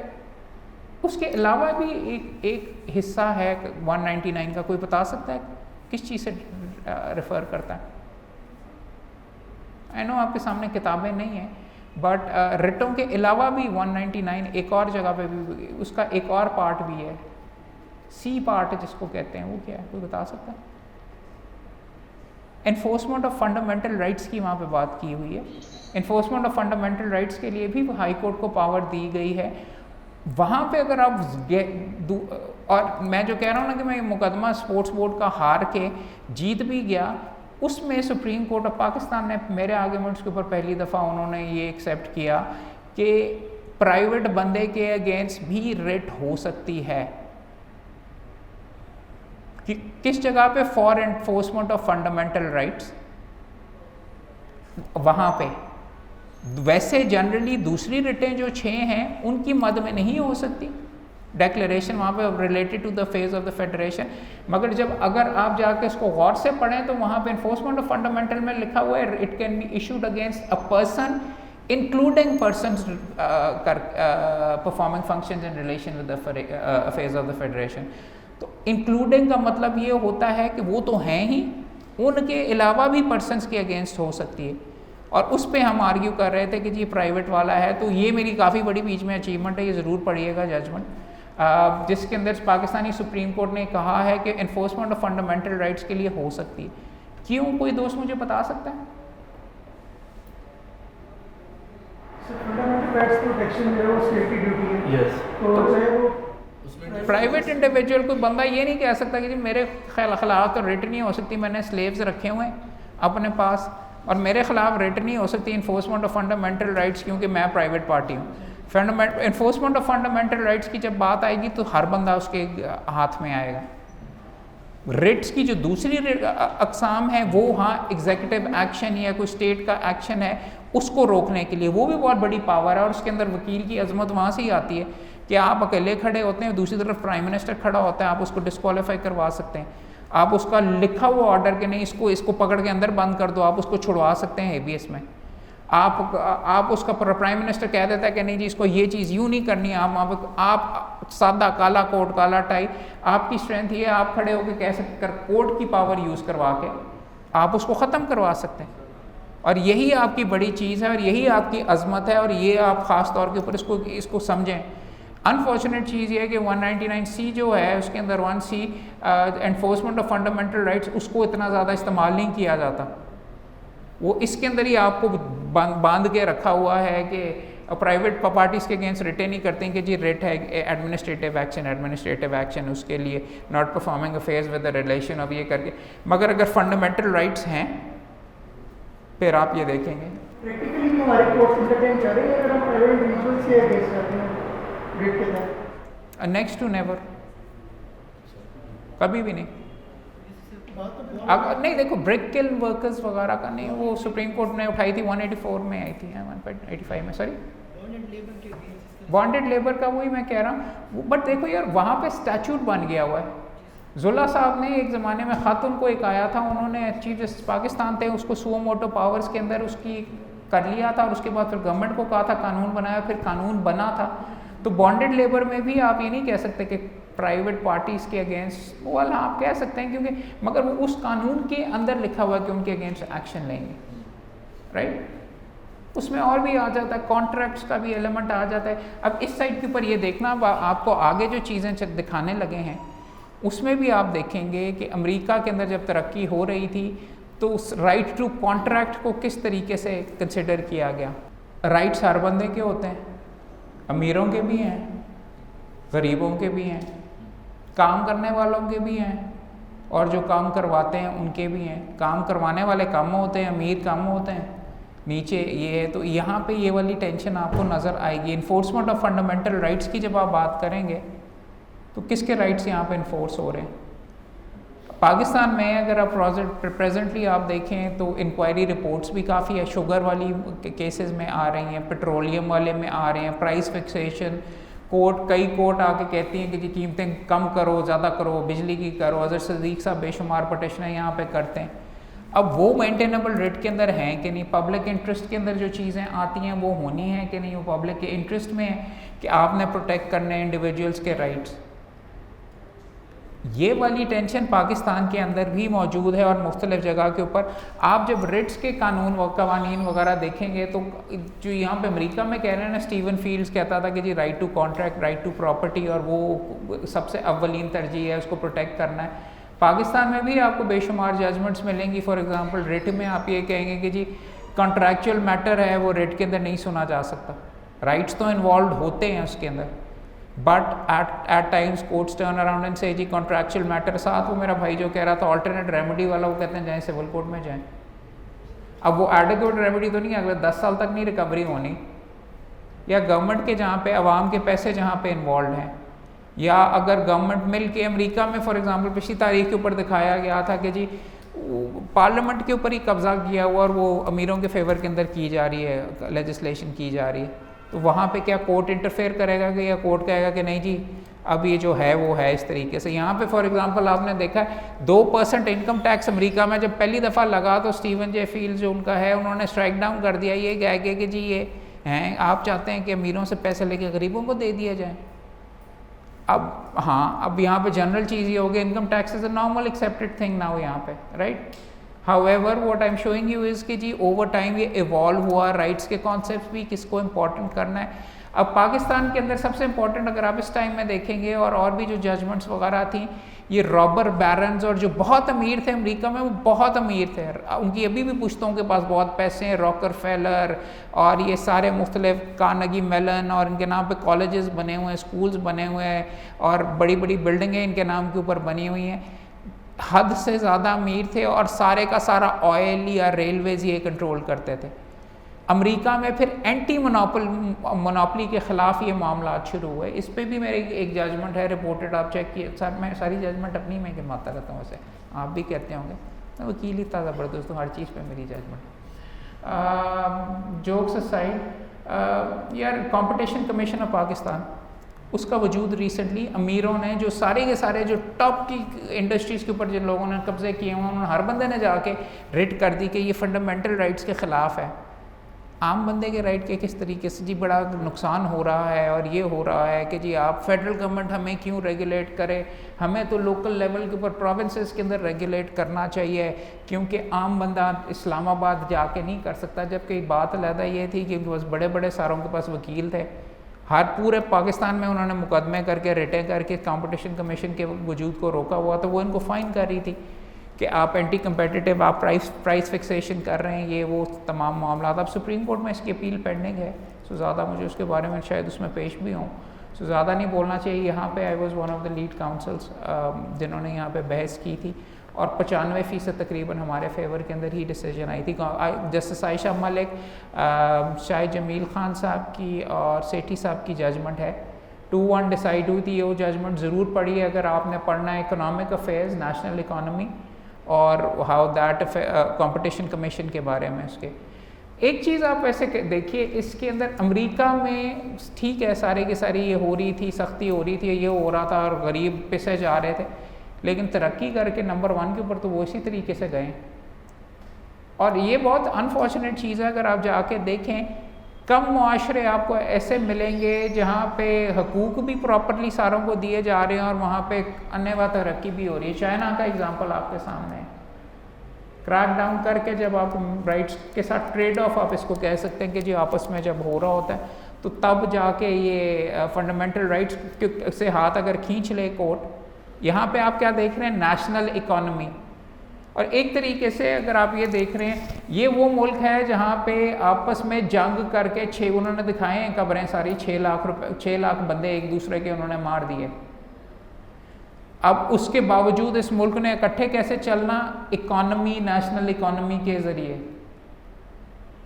एक प्रोविंस का दूसरी प्रोविंस के साथ ताल्लुक़, और पाकिस्तान को भी फॉर एग्जांपल, इसको थोड़ा सा बात आगे ले जाए ना, पाकिस्तान को स्ट्रॉन्ग कैसे करना है। जब आपके आपस में कनेक्शंस इंटरकनेक्टेड होंगे, आपका बलूचिस्तान के अंदर भी कॉन्ट्रैक्ट होगा, बलोची आपके यहाँ पे पंजाब के अंदर भी उनको उनके हक मिल रहे होंगे, तब ममालिक, बिकॉज हर बंदे का दूसरे से फ़ायदा हो रहा होता है। So this is one thing you also need to look into this as well. What happened in Reko Diq for example, supreme court ने क्या किया, उसकी कॉस्ट क्या हुई, सुप्रीम कोर्ट की कंसिडरेशन क्या थी, पाकिस्तान को पैसे कितने देने पड़ रहे हैं, अब ये सारे के सारे मामला, इट इज़ अ प्रॉब्लम।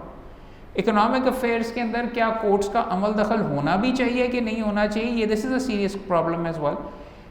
माना कि हमारे बहुत लर्नड जजेस वगैरह होते हैं, मगर इकोनॉमिक पॉलिसी के अंदर क्या वो इंटरफेयर कर सकते हैं कि नहीं।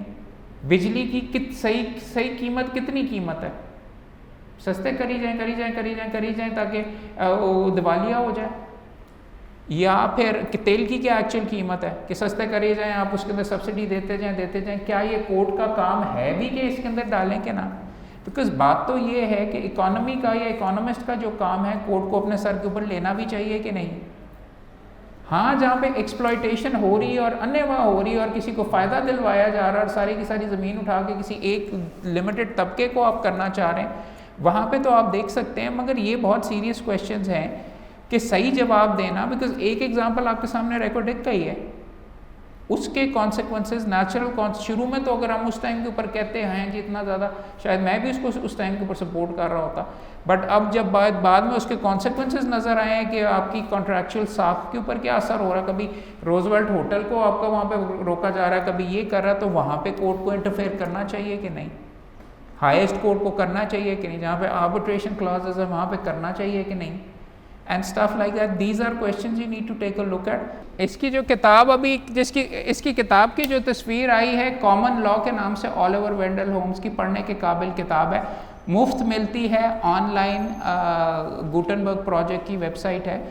आप कॉमन लॉ लिखिए और ऑलिवर वेंडल होम्स लिखें तो PDF आपको मिल जाएगी। अगर आप पढ़ना चाहें खुद उतार के छाप लीजिएगा, मैं कोशिश कर रहा हूँ कौसर ब्रदर्स वाले छाप दें, या शायद यहाँ से PLJ पब्लिशिंग से ही हम छपवा लें ये मामला। ये किताब मुफ्त अवेलेबल है क्योंकि पुरानी लिखी हुई है, पढ़ने के काबिल रख। किसी ने फिल्म देखी है जजमेंट एट न्यूरमबर्ग, वो भी आपको यहाँ पे दिखाएंगे। वो है फिल्म 60s के अंदर है, ऑस्कर वगैरह भी उसके अंदर मिले थे। 60s के अंदर जर्मनी के अंदर जो जज साहिबान थे जो नाटसीज़ के कवानीन को लागू करते थे, उन पे वर्ल्ड वॉर 2 के बाद ट्रायल चला था कि तुमने ये किस तरीके से ये डिसीजंस वगैरह दे दी। तो उन्होंने स्टांस आगे से ये लिया था कि भाई ये तो गवर्नमेंट ने जो भी कानून बना दिया, हमने तो हम तो नहीं कानून बनाते, हम लागू कर रहे थे, उसके मुताबिक डिसाइड कर रहे थे। तो उसके बारे में ये बना हुआ कि अगर गैर कानूनी, गैर इंसानी अगर कोई कानून बने, तो एक तरफ तो हम बात कर रहे थे अभी थोड़ी देर पहले कि इकोनॉमिक्स के मामलात में जुडिशल रिस्ट्रेंट होना चाहिए, ऑलिवर वेंडल होम्स बड़ा ज़बरदस्त था और ये था, मगर उसकी फ्लिप साइड के ऊपर आपको क्या नज़र आता है, ऑलिवर वेंडल होम्स का ये इस फिल्म के अंदर ये वाला जो जजमेंट है, ये कोट की जाती है कि एक औरत को स्टेरलाइज कर दिया गया क्योंकि उसके वालदैन कम अकल वाले थे या जहन उनका ख़राब था, दोनों वालदैन का। तो उन्होंने कहा कि इसको भी स्टेरलाइज कर दो क्योंकि इसके बच्चे भी बीच में आगे जाके कम अकल होंगे या पागल होंगे या कुछ इस तरीके से ये करके। और जज साहब ने उसको अपहोल्ड किया ये कहते हुए कि जी देखें, लोगों से कुर्बानियाँ तो गवर्नमेंट मांग सकती है, जंग के ऊपर जाते हैं तो लोग मर जाते हैं। तो अगर कोई ऑलरेडी जो उसका सेंटेंस ये था कि जो वो is sapping the strength of the society at large already, तो उसको अगर स्टेरलाइज कर दिया जाए तो उसमें क्या ख़राबी है। आई मीन फंडामेंटल राइट की इससे ज़्यादा क्या वायलेशन हो सकती है। जिसको जज साहब ने यहाँ पे अप होल्ड किया अपनी जुडिशल। तो आपको समझाना ये चाह रहा हूँ कि अगर तो प्रोग्रेसिव वो कि उनके हकूक़ के लिए, लेबर के हकूक़ के लिए कानून आया, वो चैलेंज हुआ तो जज ने कहा कि जुडिशल रिस्ट्रेंट है, मैं नहीं छेड़ता। मगर अगर गंदा कानून बना हुआ है, इनह्यूमन कानून बना हुआ है और जज फिर भी कह रहा है कि जी जुडिशल रिस्ट्रेंट है, तो फिर क्या? इसकी दोनों साइड दो धारी तलवार है। जुडिशल रिस्ट्रेंट वगैरह हाँ फ़ायदा भी हो सकता है, लेकिन फिर मेजॉरिटी का मसला क्या है? कॉन्स्टिट्यूशन क्यों बनाई जाती है? मेजॉरिटी फंडामेंटल राइट्स क्यों लिखे जाते हैं? कि मेजॉरिटी पकड़ के किसी इंडिविजुअल को ना रगड़ सके। सारे के सारे आ गए या एक फ़िरका आ गया या एक जहनीत आ गई, वो बाकियों को यार तुम तो इंसान ही नहीं, तुमको उनको अटैक करना शुरू कर दे। तो वहाँ पे जाके फंडामेंटल राइट्स के मामलात के अंदर जुडिशल रिस्ट्रेंट और इस केस के अंदर था।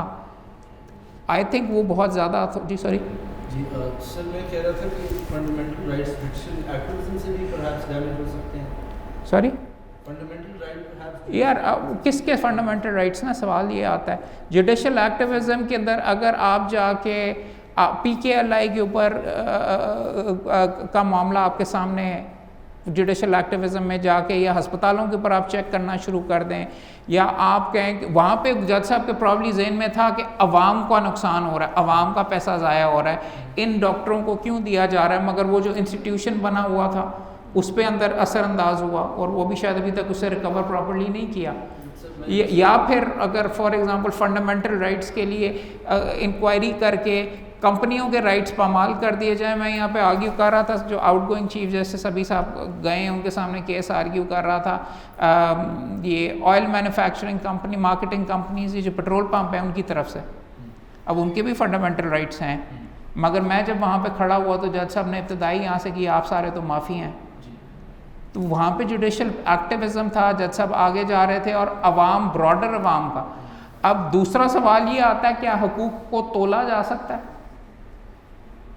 एक साइड के हकूक़ को दूसरे साइड के हकूक़ के साथ तोला जा सकता है?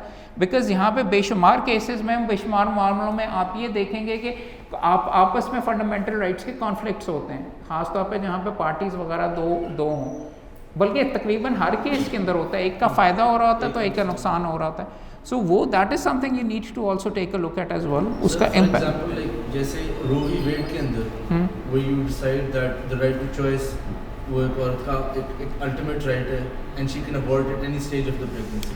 This is what Roe v Wade stage. यार वो नो, एक उसके अंदर देखिए दूसरी चीज़ आपके सामने अभी ये पॉइंट आउट किया है उन्होंने, वो बंदा पॉइंट आउट भी कर रहा था कि राइट टू कॉन्ट्रैक्ट कितों आ गया यार, लिखा नहीं हुआ यहाँ पे। फॉर एग्जांपल साथ उसने एग्जांपल दिया ये रो वर्सेस वेड अबॉर्शन वाला अमेरिका का मशहूर केस है, उसके अंदर भी राइट टू लाइफ के अंदर उन्होंने राइट टू और राइट यहाँ पे फॉर एग्जांपल हमारी कॉन्स्टिट्यूशन में right to dignity, right to life, ये सारे के सारे लिखे हैं। अब वो लाइन कहाँ पे होती है? क्या मतलब राइट टू लाइफ? जिंदा रहना कि डिग्निटी के साथ रहना? उसके अंदर फिर कौन से और से हुकूक आ जाते हैं? किस तरीके से आपकी क्या स्टेट के पास ये हक मौजूद है कि 14 दिनों के लिए कोविड के लिए आपको अंदर बंद कर दें? कानून तो बना था और शायद तो स्टेट के पास पावर होनी चाहिए, लेकिन आप कह सकते हैं मेरा राइट टू लाइफ मुझे उठा के क्यों आप कैसे बंद कर सकते हैं? मेरा फंडामेंटल राइट है।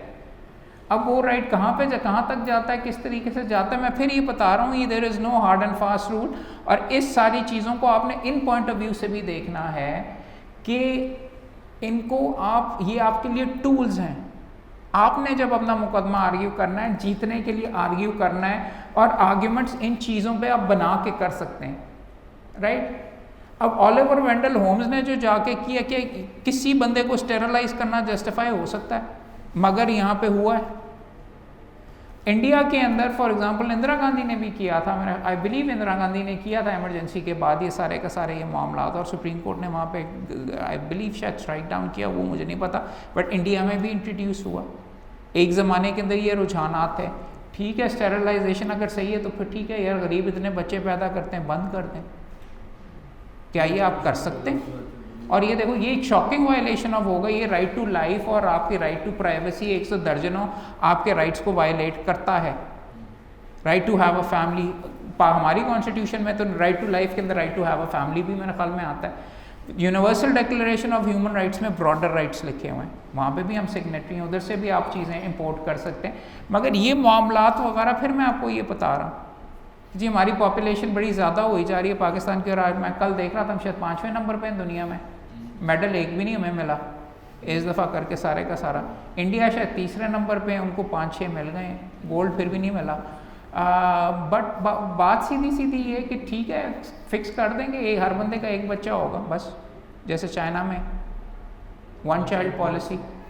सो ये चीज़ें वगैरह जो हैं, अगर इस तरीके से कोई कानून करता है, इमरान खान कहता है आके, और बाकी भी ये कहते हैं हाँ हमारा फंडामेंटल प्रॉब्लम हमारी पॉपुलेशन भी है, क्या इसके बारे में हम कुछ करेंगे, क्या इसके बारे में हम कुछ कर सकते हैं, इस्लाम अलाउ करता है कि नहीं। ये सारे के सारे ये जो चीज़ें हैं ये आर्ग्यूमेंट्स हैं जिनको इस्तेमाल करके आपका गोल ये है कि आपके सामने ये मुख्तलिफ तारीख़ में भी ये दिखा रहे हैं कि मुख्तलिफ स्टेजेस पे ये आर्ग्यूमेंट्स मुख्तलिफ लेवल पे चलें। और अच्छा वकील वो होता है जो कि अपना जहन लगा के ये एम्यूनेशन आपको दी जा रही है जिसको आप इस्तेमाल करके एक अच्छा वकील और आप अपना मुकदमा जीत सकते हैं। So this is the ability that you are suppose to do see, this is why आपको ये एक धागे पकड़ा रहे हैं मुख्तलिफ केसेस के कि इनको आप ख़ुद खींचेंगे तो आपको कोई ना कोई और आर्ग्यूमेंट आगे से मिलता जाएगा।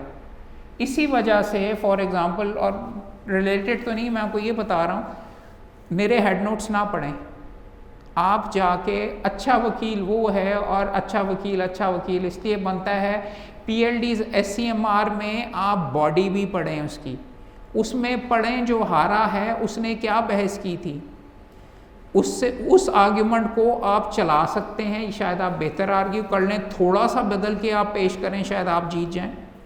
या ये भी देखने में आया है कि आइंदा जाके ही मुख्तलिफ जजेस के ऊपर अगले किसी और जज के पास जाके दूसरा व्यू ले लेते हैं, कोर्ट्स का व्यू भी चेंज हो जा सकता है। तो फिर मैं ये बता रहा हूँ कि ये जो आप आज के बाद जजमेंट्स एग्जामिन करें, आप उनको जजमेंट्स को निरा ये ना देखा करें जीतने वाली कि सिर्फ कई बंदे होते हैं निरा हेल्ड पढ़ लेते हैं कि जी हाँ जी कोर्ट ने क्या किया वो पढ़ें। नो, फलां जब वकील ने क्या आर्ग्यू किया था, उसके जवाब में फलां ने क्या किया था, ये जब आप चीज़ें पढ़ेंगे तो आपको ये भी बात पता चलती जाएगी कि भाई आप सारे के सारे नए वकील हो, काफ़ी यहाँ पे जूनियर्स बैठे हुए हैं।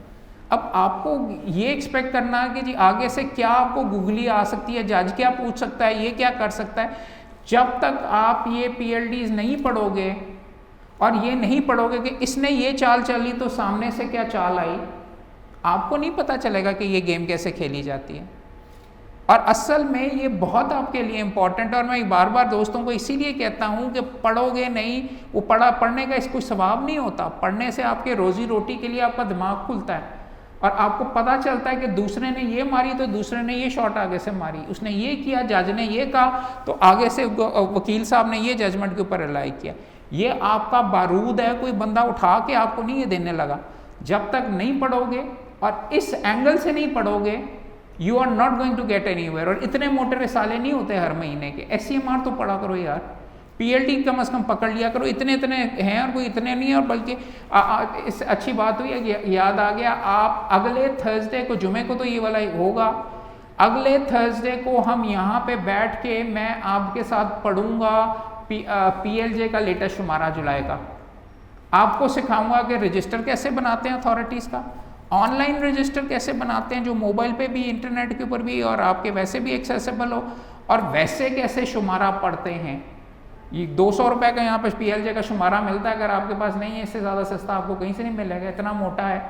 वो पकड़ के यहाँ पे बैठ के उसका इंजर पिंजर अलहदा करेंगे, किस तरीके से जजमेंट्स पढ़ी जाती हैं और उनसे क्या फ़ायदा अखज़ होता है, किस तरह पढ़ते हैं, वो बैठ के करेंगे। और उसके बाद फिर जुमे को यहाँ पे दूसरा ये वाला फंक्शन तो चलेगा। आप अगर जज हैं, आपके सामने फ़लाँ टाउन का, वेरिया टाउन कर लेते हैं चलें, इतना ज़बरदस्त वो चीज़ें वो बनाते हैं, इतनी ज़बरदस्त वो कर रहे हैं, वहाँ पे आईफल टावर भी बनाया हुआ और पटाखे भी बड़े अच्छे चलाते हैं ईद के ऊपर। तो क्या फ़र्क पड़ता है कि अगर उन्होंने प्रॉपर्टी के ऊपर कब्ज़ा कर लिया या प्रॉपर्ली ऑथराइज नहीं है, do you interfere, do you let him go ahead with your project. यहाँ पे भी यही क्वेश्चन आया है कि यू गो अहेड एंड से कि नहीं यार इनसे प्रॉपर्टी ज़बरदस्ती नहीं ली जा सकती, या गवर्नमेंट उनके बिहाफ के ऊपर एक्वायर करके उसको ज़मीन दे रही है। हाउसिंग सोसाइटीज़ को ये लैंड एक्विजिशन एक्ट में पड़ा हुआ, और आप वो लेके एक बड़े बंदे को पकड़ाई जा रही है और वो उसकी हाउसिंग कॉलोनी बना के और प्लॉट बना के बेची जा रही है सारी की सारी, और इनको औने पौने के अंदर पकड़ के फारिग करवाया जा रहा है और बड़ी ज़बरदस्त हाउसिंग सोसाइटियाँ बन रही। अब कोर्ट वहाँ पे जाके इंटरफेयर करे कि ना करे, यहाँ पे भी ये क्वेश्चन आपके सामने वो ये दिखा रहा है कि अमेरिका बड़ा ज़्यादा तरक्की हो रही है, वहाँ पे एक्सपेंशन हो रही है, तो जजेस ने भी कहा कि हमें क्या पड़ी हुई है कि इसके अंदर हम जाके इंटरफेयर करें। इसके बरक्स अगर कोई चीज़ डूब रही है तो फिर वहाँ पे आपको कोर्ट को इंटरफेयर करना चाहिए कि नहीं, एज एन के मुल्क सही डायरेक्शन में नहीं जा रहा, पानी की किल्लत हो रही है, डैम्स बनवाने के लिए फिर कोर्ट की अब लेके कोई और नहीं बना रहा, तो क्या कोर्ट चुप रहे? अगर किसी के साथ आपको ज़्यादती होती हुई नज़र आ रही है तो ये चीज़ें, ये सवालात हर जज के सामने रोज़ आते हैं। अब उसने इंटरफेयर करना है कि नहीं करना, क्या तरीका है, वो आपको अलहदा देखनी है। अमेरिका के कई चीफ जस्टिस और एक वन ऑफ द मेरा फेवरेट जो है अर्ल वॉरन, वो कैलिफोर्निया का गवर्नर था आखिरी दिन तक और उससे अगले दिन सुप्रीम कोर्ट का चीफ जस्टिस था। सो अमेरिका के अंदर जो सिस्टम वगैरह है वो अलाउ करता है पॉलिटिशियंस को भी आने के लिए कोर्ट के अंदर और सुप्रीम कोर्ट का चीफ जस्टिस बनने के लिए भी, और कई दफ़ा ये देखा गया पॉलिटिशियन ज़्यादा अच्छे चीफ जस्टिस बने। इसके अंदर अर्ल वॉरन एक एग्जांपल है, इसका हार्वर्ड टैफ्ट का तो मैं इतना नहीं कहूँ। यार आखिरी वाली चीज़ के अंदर कोर्ट का एक पॉलिटिकल एस्पेक्ट भी आपको नज़र आया। फ्रैंकलिन डिलानो रूजवेल्ट अमेरिका का प्रॉबली टॉप 2 या 3 जज का प्रेसिडेंट्स के अंदर आता है। वर्ल्ड वॉर 2 के अंदर भी वो प्रेसिडेंट था, और अमेरिका में ग्रेट डिप्रेशन कोई बता सकता है क्या सिलसिला था? सर मिडिल एज के बाद उनकी इकोनॉमी ने डिक्लाइन किया। कब? मिडिल एज के बाद इट वाज अराउंड 20s में। मिडिल एज थी, इट वाज फ्रॉम 1852 टिल 1920। उसके बाद वहाँ पे ग्रेट डिप्रेशन आया। ठीक है, 30s में। जिस वक्त वहाँ पे ये सोशलिस्ट और कैपिटलिस्ट सोसाइटी के वो रूल्स की बेसिकली जानती है, जिस वक्त मैसोलिनी का बता रहा है वर्ल्ड वॉर 2 से हाँ, उस वक्त अमेरिका में ग्रेट डिप्रेशन। यार अब ग्रेट डिप्रेशन एक टाइम था जिसके ऊपर उन्होंने अपनी इकोनॉमी को मुकम्मल तौर पे अनरेगुलेटेड, जैसे कि ये बता रहे हैं, किया हुआ था। और वो ये बता रहे थे कि इकोनॉमी बेसिकली इफेक्टिवली कोलैप्स कर गई हुई थी, और 1 in 4 25% वहाँ पे अमेरिका में FDR ने जब टेक ओवर किया था अनएम्प्लॉयमेंट थी। अगर मेरी पहली डिग्री इकोनॉमिक्स में अगर आप इकोनॉमिक्स में पढ़ें तो एक चीज़ है लेसे फेयर इकोनॉमी के, आप उसके अंदर कोई इंटरफेयर वगैरह बिल्कुल भी ना करें, और मॉनेटरी थ्योरी ये वो मुख्तलिफ पहले थ्योरीज, ये एडम स्मिथ की ये थी कि इकोनॉमी को अगर आप चलने देंगे तो खुद ही चलती रहेगी और बेहतर से बेहतर होती जाएगी। मगर एक टाइम के ऊपर ये आया ग्रेट डिप्रेशन के अंदर के मुकम्मल तौर के ऊपर इकोनॉमी कोलैप्स हो गई। वहाँ पे जॉन मेनहार्ड केन्स के नाम से एक बंदा है, उसने ये थ्योरी दी थी कि government is suppose to step in and spend, अगर वो खर्चा वगैरह करेगी तो it will go ahead and kick start the economy. Detail के अंदर ज़्यादा यहाँ पे बात करने की नहीं ज़रूरत, लेकिन FDR जो आया था वो उस थ्योरी को आगे लेके आया था कि गवर्नमेंट को करने दें, हम इकोनॉमी को चलाना शुरू करेंगे, और पहले हम नहीं चलाते थे लेकिन अब हम चलाएंगे, हम हूवर डैम बनाएंगे, हम इंटरस्टेट हाईवेज़ बनाएंगे, हम ये करेंगे। उसने ये किया, वो जो भी कानून बनाता था वो सुप्रीम कोर्ट स्ट्राइक डाउन कर देता था कि जी आपका क्या काम इकोनॉमी के अंदर अमल दखल करना। तो 2 साल के अंदर वो ये बता रहा था कि 2 साल में सुप्रीम कोर्ट ने 10 कवानीन को स्ट्राइक डाउन कर दिया, और उसकी तकरीर भी दिखा रहे थे। वो कहता है कि जी ना फिर आप ही बता दें हम कानून के आप बनाएं जो कि आप नहीं स्ट्राइक डाउन करेंगे, बिकॉज 10 चीज़ें हमने बनाई हैं, हर दफ़ा आप बीच में स्ट्राइक डाउन कर देते हैं। सुप्रीम कोर्ट को एड्रेस कर रहा था। उसके ऊपर ये हुआ कि दोबारा जब वो री इलेक्ट होके वापस आया FDR, तो तब उसने ये कहा कि जी ठीक है, और वही कहते हैं 4 हॉर्समैन ऑफ अपोकलिप्स के सुप्रीम कोर्ट के 4 जजेस थे, हर कानून को स्ट्राइक डाउन कर देते थे। जब 9 बंदों में से उनको 5वां एक बंदा मिल जाता था और अमूमन चीफ जस्टिस होता था उनके साथ, तो 10 के 10 के अंदर ये नज़र आया था 5-4 5-4 5-4 5-4 सारे कवानीन स्ट्राइक डाउन हो गए। तो रोजवेल्ट ने कहा कि जी ठीक है जी, मेरी कॉन्स्टिट्यूशन तो ये मुझे कहती है कि मैं आप सारों को फारिग नहीं करा सकता 9 के 9 को, तो मैं 6 जजेस खुद नए अपॉइंट कर देता हूँ। नंबर ऑफ जजेस इन द सुप्रीम कोर्ट तो कॉन्स्टिट्यूशन के अंदर उसके कहने के मुताबिक प्रोवाइडेड नहीं था, तो I will pack the court, इसको कहते हैं कोर्ट पैकिंग प्लान उसको कहते हैं। तो उसने सीधा सीधा ये कहा था कि जी 6 मैं अपॉइंट कर दूंगा, तो फिर बाद में देखी जाएगी। तो वहाँ पे उसके ऊपर ये कहा जाता है कि एक जज साहब ने फिर ये जिस जजमेंट का आपको दिखा रहे थे उसके अंदर चीफ जस्टिस ने, आई बिलीव उसने स्विच करके 5-4 दूसरी साइड के अंदर हो गया कि नहीं ये कानून सही है। पहले 10 जो सारे के सारे किए हुए थे। तो आपको एक लेवल के ऊपर पॉलिटिक्स भी नज़र आती है। The threat that he made, इसके ऊपर अगर आप लिटरेचर पढ़ें तो उसको कहते हैं the switch that saved 9, switch that saved 9 के 9 जजेस ही 9 उन्होंने बेसिकली इस तरीके से उनकी बचत वगैरह हुई, और वो इसलिए हुई क्योंकि एक जज ने स्विच कर लिया।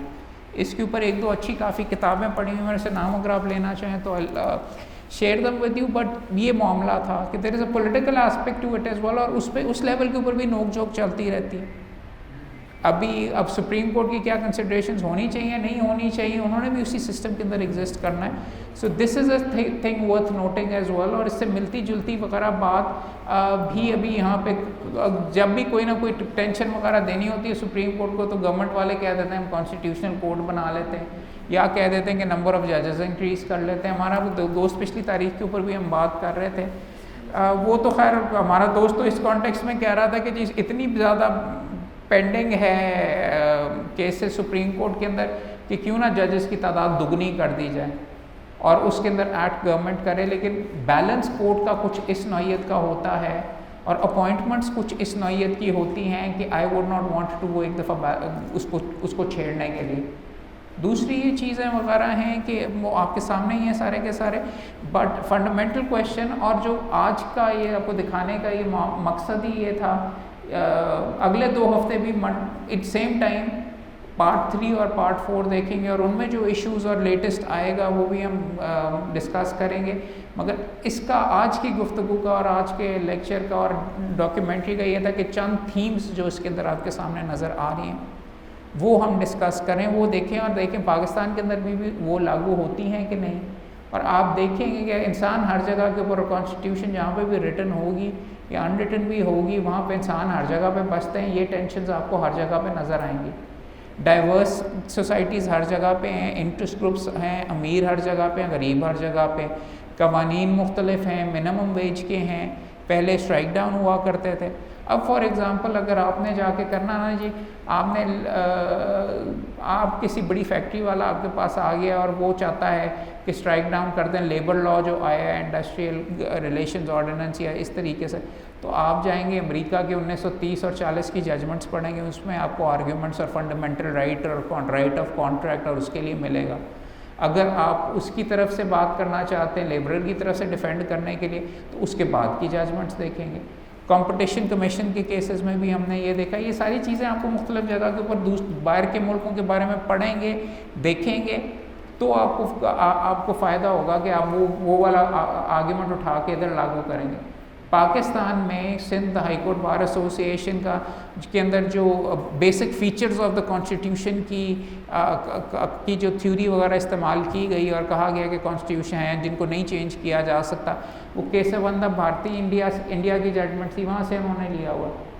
तो इम्पॉर्टेंट चीज़ मैं यही बताना चाहता हूँ कि हाँ मुकम्मल तौर पे पाकिस्तान में बैठे हुए फॉरेन लॉ के तो नहीं चैम्पियन आप बन जाएं, लेकिन इस पॉइंट ऑफ व्यू से डेफिनेटली बड़े बड़े केसेस को और उनकी हिस्ट्रीज़ को आप टच करेंगे तो आपकी अपनी वकालत को थोड़े बहुत 4 चांद लगेंगे। बिकॉज आर्ग्यूमेंट्स और how to argue, what to argue, फलां कोर्ट में क्या है, हाँ आप अथॉरिटी के लिए जज के सामने रखिए। अमेरिका ने कहा था लेकिन 80% तो कहेंगे, वो पाकिस्तान के कई दोस्त दोस्त कह रहा हूँ जज साहबान जजमेंट्स नहीं देखते, तो अमेरिका की तो अपनी साइड के ऊपर कई जज साहबान को इंडियन जजमेंट्स नहीं पसंद थी कि वो हमें ना दिखाइए। बट बात आपके सामने ये रखना चाहता हूँ कि इनको इस लेवल पे ना लिया करें, हाँ ये भी दीजिए, अपनी मेहनत दिखाइए, मगर these give you arguments as well, these develop your minds as well. इसको इस पॉइंट के ऊपर देखें। अभी आने से पहले मैं खेल रहा था, चेस खेलते हैं ना आप, तो चेस के अंदर एक बहुत इम्पॉर्टेंट उसकी ट्रेनिंग का तरीका है कि आप पुरानी गेम्स देखते हैं, ये फ़लाँ ने ये बड़ी मास्टरपीस गेम है, ये अलखीन ने लिखी लड़ी इसके साथ और इसमें से ये चीज़ अखज़ हुई, उसने ये मूव की, ये मूव की, ये मूव की। मुकदमों को भी इसी नौइयत से, PLDs को भी इसी नौइयत से, दूसरों के एक्सपीरियंस को इसी नौइयत से देखिए, बेहतरी आएगी। ये जहन के अंदर आप गेम खेलेंगे, अपने जहन को इस तरीके से डेवलप करेंगे, तो जब आपके मुकदमे में आप वहाँ पे जाके पहली दफ़ा यंगस्टर्स हैं जाके बहस करनी पड़ेंगे और वो मेंटेनेबिलिटी के ऊपर कॉन्ट्रैक्चुअल क्लॉज का कह देंगे, कॉन्ट्रैक्चुअल मैटर में आप कैसे हमारे पास आ गए, तो फिर आपने अगर किया हुआ तो एरोफ्लोट वाली जजमेंट या सुप्रीम कोर्ट की फ़लाँ जजमेंट आपके सामने होगी तो आपने पढ़ी होगी या देखी होगी, तो आप कहेंगे नहीं जी उसके अंदर ये एक्सेप्शन है, इनके अंदर आ सकते हैं, मैं इसके तहत आया हूँ। अदरवाइज़ आप मेरी तरह भी हो सकते हैं। मैं आपके सामने सारे हारे हुए मुकदमे आपके मैं जिक्र कर रहा हूँ। सबसे पहला ज़िंदगी का मुकदमा हाई कोर्ट में चौधरी एजाज साहब ने 1.5 मिनट के अंदर उड़ाया मेरा। मैं मुस्कुराता हुआ चला गया वहाँ पे, सारा का 212 पढ़ा है? मैंने कहा जी पढ़ा है। अच्छा हाँ ठीक है चलो। मैंने कहा मैं जीत गया हूँ, हार गया हूँ, मुझे पता नहीं चला। मैं उठ के वापस आ गया। उन्होंने उड़ा के मारा कि जी रेट पिटिशन है, सर्विस मैटर है, और आर्टिकल 212 के ऊपर उन्होंने खारिज कर दिया। अब अगर मेरी तैयारी वगैरह ज़्यादा बेहतर होती, वो वाला मुकदमा फिर सुप्रीम कोर्ट गया और सुप्रीम कोर्ट से जीत के हम फिर नीचे रिमांड होके और फिर हम नीचे जीते, तो मैं सही था, जज साहब गलत है। लेकिन तैयारी, पढ़ना, 212 these things you need to be prepared for. आजकल 212 काफ़ी ज़्यादा लगता है लाहौर हाई कोर्ट के अंदर। सर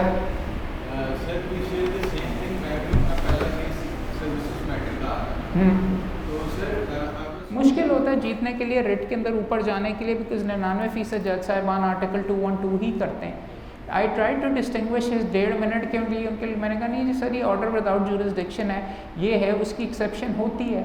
ऑर्डर विदाउट अगर ज्यूरिसडिक्शन हो, सही बंदे ने नहीं किया हुआ वो करके, बट जज साहब ने, मुझे पता ही नहीं चला मैं जीता हूँ कि हारा हूँ। उनका अंदाज़ ही ये हुआ करता था, स्माइल कर रहे होते थे। तो मैंने बाद में बाहर आके कहा कि मैं जीता हूँ कि हारा हूँ। उन्होंने कहा कि जी बाद में पता चलेगा, और बाद में फिर पता चल गया मुझे। जब हम अपनी कोर्ट्स के अंदर आर्गुमेंट करते हैं तो हम उनको कोई ऐसा डॉक्ट्रिन देते हैं which is already been implemented. मतलब एक आपने एडमिनिस्ट्रेशन को पढ़ा है, उसके अंदर है यूनियस लूप का एक डॉक्ट्रिन है कि ऐसे लूप के अंदर आप किसी भी बंदे को रख दें कि आप उसे विक्टिमाइज करें, कभी किसी तरीके से उसके खिलाफ ऑर्डर कर दें, कभी किसी तरीके से उसके खिलाफ ऑर्डर कर दें, बस हम उसे रोक के रखें। ट्रांसफ़र का अगर मैटर था तो आई एम सॉरी, आपका सही उन्होंने खारिज किया। सर ट्रांसफ़र का नहीं था, ये था उनकी अपॉइंटमेंट का। एक जब वो बनने वाले होते थे हेड ऑफ द इंस्टीट्यूशन, तो उनके खिलाफ 4-5 एप्लीकेशन आ जाती थी, जैसे वो वैकेंसी फिल होती थी तो उनको छोड़ दिया जाता। टर्म्स ऑफ सर्विस का अगर मामला था तो आर्टिकल 212 उसके ऊपर लगता है। आपको एक्सेप्शन दिखानी पड़ेगी। इसके ऊपर आपका वो क्या नाम है, बीबी के नाम से यार केस था, मुझे याद नहीं आ रहा, सुप्रीम कोर्ट में अनीता तुराब वाला जो केस है, शुमाइल साहब को 10 पॉइंट्स, इसको अनीता तुराब वाला केस है, उसके अंदर थोड़ी बहुत उन्होंने गुंजाइश रखी है, लेकिन अल्टीमेटली मेरे ख्याल में ब्यूरोक्रेट्स की विक्टिम, या तो उसका यार गोर ये होगा कि आप उसको निकाल लें, प्राइवेट वाली साइड पे भी अगर लेके जाएंगे फिर रेट मेंटेनेबल नहीं होगी। So yes you try and argue यार, that the best you can do. उसकी विंडोज़ होती हैं, हर दफ़ा अच्छा वकील ये होता है कि कानून अपनी नज़र में रखता है और उसके अंदर जो एक्सेप्शंस होते हैं अपने केस को और प्लीडिंग्स को बना के इस तरीके से लेके जाता है कि आप उसकी एक्सेप्शन में फॉल करें। हाईलाइट ही वो नुक्ता करता है कि जी आप उसकी एक्सेप्शन के अंदर फॉल करें। पहली ग्राउंड ही वो लिखता है कि ऑर्डर विदाउट ज्यूरिसडिक्शन, ताकि उसकी एक्सेप्शन के अंदर फॉल करें। अदरवाइज़ अगर केस लॉ नहीं पढ़ा होगा तो मुस्कुराते हुए कि जी वायलेशन ऑफ फंडामेंटल राइट, बड़ा जुल्म हो रहा है, बचाएं बचाएं बचाएं, तो वो आर्टिकल 212 करके आपको फारिग करा देंगे।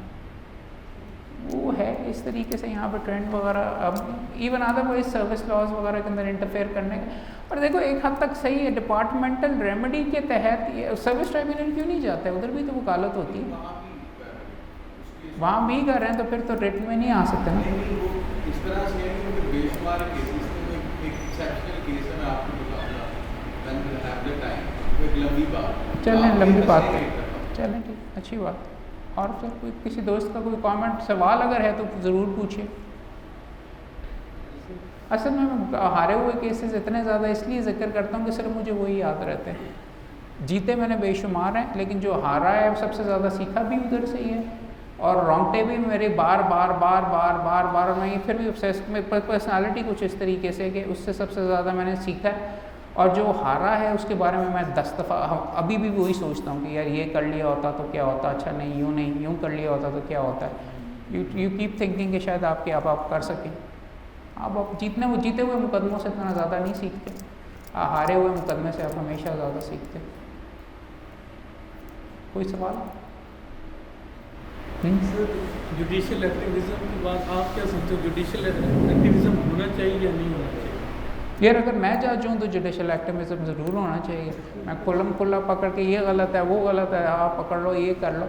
यार the problem with judicial activism मुझे दो नज़र आई हैं। अगर तो आप सुओ मोटो सुप्रीम कोर्ट के लेवल के ऊपर आप ले रहे हैं तो there is no other relief available to the बंदा, and if you have made up your mind पहले ही उसको सुने बगैर ही, because once you issue a notice to फलाम बंदा you have made up your mind कि उसने कुछ गलत किया हुआ है बादियों नज़र के अंदर, तो फिर आपका जहन चेंज करना या ये वो वगैरह वो मुश्किल होता है, and it sort of leads to witch hunts as well I have a feeling.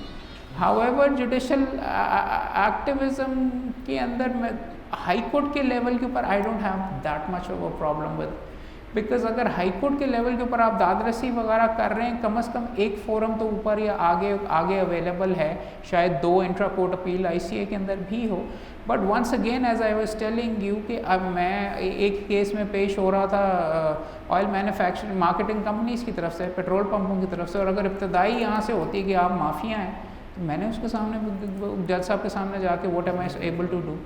So I am of the opinion कि जज साहिबान should not ever become a party to any of the proceedings। Judicial activism में आप खुद party बने होते हैं, और फिर दूसरा बंदा भी आके कह सकता है कि जी आपका क्या इंटरेस्ट है, आप क्यों बीच में जज साहब इसके अंदर इस तरीके से इंक्वायरी बिठा दिए, फ़लाँ में तो नहीं हुआ, फ़लाँ में तो नहीं हुआ, यहाँ पे ये नहीं हुआ, यहाँ वो हुआ। वहाँ पे जुडिशरी की साख भी ख़राब होती है, हो सकती है या आफ्टर द फैक्ट हो सकती है, बिकॉज अवाम को तो बड़ी अच्छी लगती है चीज़ जुडिशल एक्टिविज्म। हाँ यार बड़े लोगों को रगड़ा जा रहा है, इसको बुलाया जा रहा है, इसको बुलाया जा रहा है, इसको कर दिया जाओ, इसको आ जाओ, ये ना करो, गवर्नमेंट को नोटिस इशू हो रहे हैं।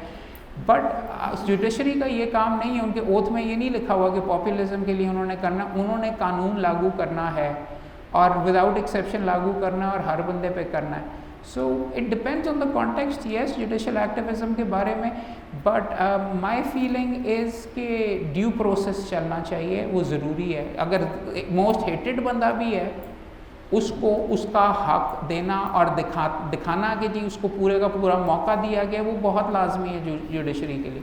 और तीसरा और आखिरी चीज़, अगर जुडिशल एक्टिविज्म ही करते रहेंगे तो आम मुकदमे किसने करने भाई? बात तो ये है, अगर आपने सुबह दोपहर शाम और आपने बैठ के इसके ऊपर इसको बुला लो, इसको बुला लो, इसको बुला लो, ये कर लो, वो कर लो, तो who is going to do the ordinary litigant के मुकदमे? और जुडिशल एक्टिविज्म जब पीक पे रही है उसके साथ पेंडेंसी आप कंपेयर करके देख लें, आपको नज़र आएगी पेंडेंसी ज़्यादा होगी। इसके बरक्स खोसा साहब ने फोकस किया अपीलों के ऊपर, पेंडेंसी क्रिमिनल की उन्होंने ख़त्म की, जो उनका काम था उन्होंने किया। अगर आप कर रहे हैं जुडिशल एक्टिविज्म कर रहे हैं, मुझे ये भी तक वैसे I have not been able to understand, judicial activism सबसे पहले जुडिशरी के अंदर होना चाहिए।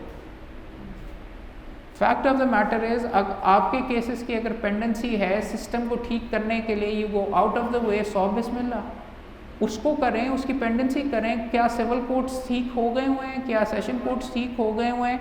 क्या आपकी डिसीजन सारी के सारी मेरिट पे आ रही हैं? क्या 15-15 साल की पेंडेंसीज वगैरह ये हैं?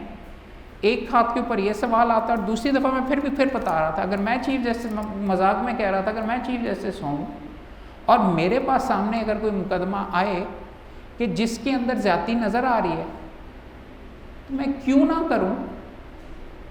अल्लाह मियाँ ने अगर मौका दिया है या इंसाफ आपके सामने है, या बहुत देओकामत किस्म की शख्सियत है जो कि करप्शन कर रही है और जिसके अगेंस्ट इदारे भी मुकम्मल तौर के ऊपर हाथ हुआ, तो Y should you not go out of the way? Y should you not look into this? Y should you not make anyone accountable? तो ये इतना भी आसान सवाल नहीं है, केस बाय केस के ऊपर डिपेंड करेगा। मैं अगर जस्टिस जुल्ला साहब हैं और आपके सामने आ जाता है, उन्होंने भी थोड़ा बहुत रिस्ट्रेंट शो किया, अगर आपके सामने आ जाता है कि ब्रिक किल वर्कर्स जो हैं, भट्टे के ऊपर जो बच्चे हैं, ख़ानदान पूरे को पूरे बांध के रखे हुए हैं और वहाँ पे स्लेवरी चल रही है, तो क्या वो वहाँ पे कह दें कि जी इकोनॉमिक मामला है, मैं क्यों इसके अंदर देखूँ? उन्होंने एक ख़त को कन्वर्ट किया, ख़त को कन्वर्ट करने के लिए गवर्नमेंट को कहा कि इसके बारे में कानून बनाओ, कानून बना, और उसके बाद एक जो चीज़ है उसको एड्रेस किया जा रहा है। और भी हैं, आई मीन फंडामेंटल राइट की जो अब्यूज़ जो हैं सारी की सारी आपके सामने नज़र आई, why should you not go ahead and do that? वहाँ पे जुडिशल एक्टिविज्म होना चाहिए, मगर फिर वो जैसे हर दफ़ा कहते हैं समोसे के और ये एक बोतल के ऊपर और इसके ऊपर सुओ मोटोज बिल्कुल भी नहीं होने चाहिए। कॉन्स्टिट्यूशन इसीलिए कहती है questions of public importance suo motu के अंदर, मगर सुओ मोटो का फिर उसका ये भी सिलसिला होता है, फिर हाई कोर्ट में भी दोस्त कहने शुरू हो जाते हैं जज साहबान, जब इवन दो सुप्रीम कोर्ट ने कहा हुआ है हाई कोर्ट के पास सुओ मोटो पावर नहीं है, सुओ मोटो इंक्वायरी कर लो, ये कर लो, वो कर लो, इस तरीके से वो इन्वेस्टिगेटिव शुरू हो जाता है। So it's a difficult question, इस पे काफ़ी मल्टीपल लेक्चर्स दिए जा सकते हैं, ये भी दिए जा सकते हैं, इस पे भी आपके सामने इकनॉमिक मामलात के अंदर शायद सुओ मोटो नहीं होना चाहिए, करप्शन में होना चाहिए, फंडामेंटल ह्यूमन राइट्स कत्ल वारत के अंदर होना चाहिए, मगर फिर ये है कि अगर फलाम बंदे के ख़िलाफ़ पर्चा नहीं हो रहा और सुप्रीम कोर्ट उसमें करके ऑर्डर कर देती है तो उसको नीचे तो नहीं फिर इंसाफ मिलेगा। नहीं, उन्होंने कहना चीफ साहब के ऑर्डर के साथ हुआ, मैं कहाँ पे से नीचे बैठ के इसको इनोसेंट डिक्लेयर कर दूँ। पावरफुल बंदे करवा लेते हैं अपने बच्चों को, फिर भी वहाँ पे फिर शायद सुओ मोटो बनता है। चंद केसेस में, जहाँ पे मेरे ख्याल में चंद केसेस में इन्वेस्टिगेशन या इंक्वायरी में कोर्ट्स को नहीं इंटरफेयर करना चाहिए, मगर कोर्ट्स ने किया है। इंक्वायरीज आती हैं, कहते हैं ये नहीं एक्सेप्टेबल, दोबारा करके आओ, फिर कहते हैं नहीं एक्सेप्टेबल करके आओ, तो फिर वो कहते हैं कि जी अब जज साहब की मर्ज़ी के मुताबिक कर देते हैं। इस तरीके से देखा गया, but it is somewhat because मामला ये है वहाँ पे जुडिशल एक्टिविज्म में सबसे बड़ी ख़राबी ये है कि you can sort of lose your self, कहाँ इंसाफ कहाँ पे रुकता है और आपकी ज़ात और आपकी पर्सनल लाइक्स और डिसलाइक्स कैसे होती हैं। होम्स, ओलिवर वेंडल होम्स ने तो कहा हर चीज़ ही जज की ज़ाती होती है, आप हर डिसीजन के अंदर अपनी ज़ाती पसंद नापसंद, रिलीजियस बैकग्राउंड, इकोनॉमिक बैकग्राउंड, अमीर होना गरीब होना, घर से आप उठा के साथ लाते हैं, और आप जो सामने बंदा होता है उसको भी आप ना चाहते हुए भी आप उसको उस तरीके से जज कर रहे होते हैं। आप गरीब घराने से हैं, किसी की तनख्वाह रोकी हुई है, या कोई है आपकी अपनी बैकग्राउंड के अंदर कुछ इस तरीके से सख्ती वगैरह कोई रही है वालिद साहब के साथ या कोई ये वो, तो आप खुद भी नहीं रियलाइज़ कर रहे होते, बट यू विल से कि यार इसको इसकी तनख्वाह मिलनी चाहिए, जबकि उसके बरक्स और इस जिस वजह से विदहोल्ड की है वो माइनर है, उसको छोड़ो। इसके बरक्स अगर आपका नौकर आपके वहाँ पे घर में से चोरी करके ले गया हुआ पैसे वगैरह और नौकर का मुकदमा आएगा, तो हो सकता है कि आप दिल में कहेंगे सारे होते ही इस तरीके से हैं। सो आई डोंट नो कि किस हद तक, आई एम नॉट अ जज, आई हैव नॉट बिन अ जज, बट इसके ऊपर मटीरियल मौजूद है। वो यहाँ तक बीच में लिखा गया है कि डिपेंड इस चीज़ पे डिपेंड करता है कि जज साहब का नाश्ते में उन्होंने क्या खाया था, और इस चीज़ पे डिपेंड करता है कि बीवी के साथ बनी थी कि लड़ाई हुई थी कि ये हुआ था, और ये करके किस तरीके से हुआ, जल्दी में आए वो। I mean realist school of jurisprudence जो जब आप पढ़ेंगे, जूरिस्प्रूडेंस आपने पढ़ी होगी, उसमें इसकी बात है, वहाँ पे लिखा गया है ये चीज़ें सारी की सारी। सो If we have a comparative analysis of United States and Pakistan, America has a long and retained history. Means power structure is articulated as we observed here, as a result of social revolution, cultural, political, and even constitution.